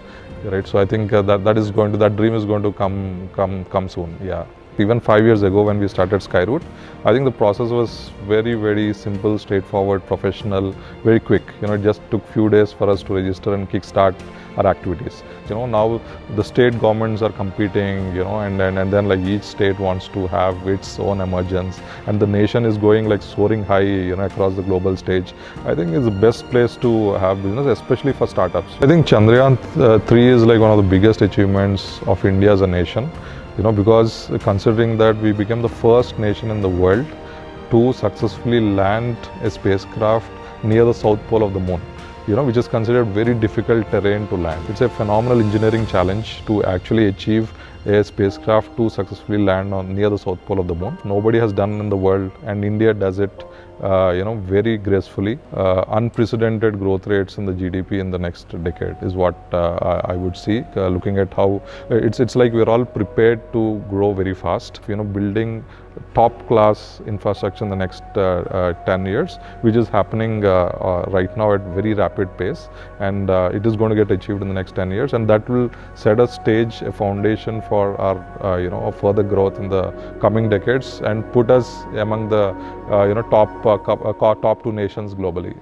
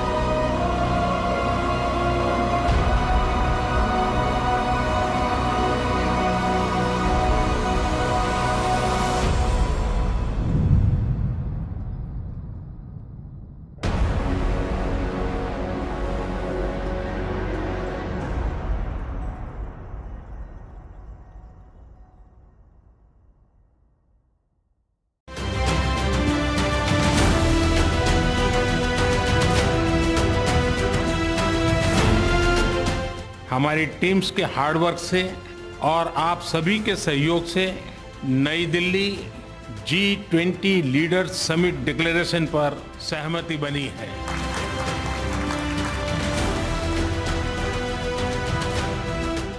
मेरा प्रस्ताव है कि इस leaders declaration को भी adopt किया जाए। मैं इस डिक्लेरेशन को एडॉप्ट करने की घोषणा करता हूं।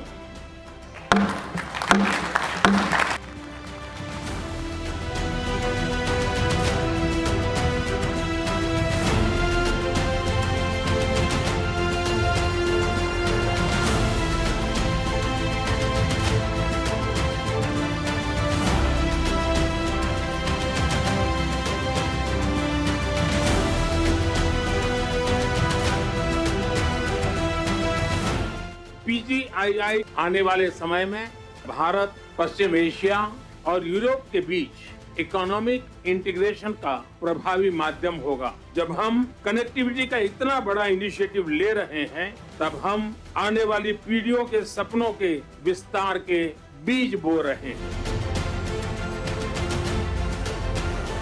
This is a big deal. This is a real big deal. I want to thank you, Mr. Prime Minister. One Earth, one family, one future. That's the focus of this G20 summit. We commit to invest alongside with you on this road, and this is a very important project from Asia through Middle East to Europe to offer big opportunities and connect people.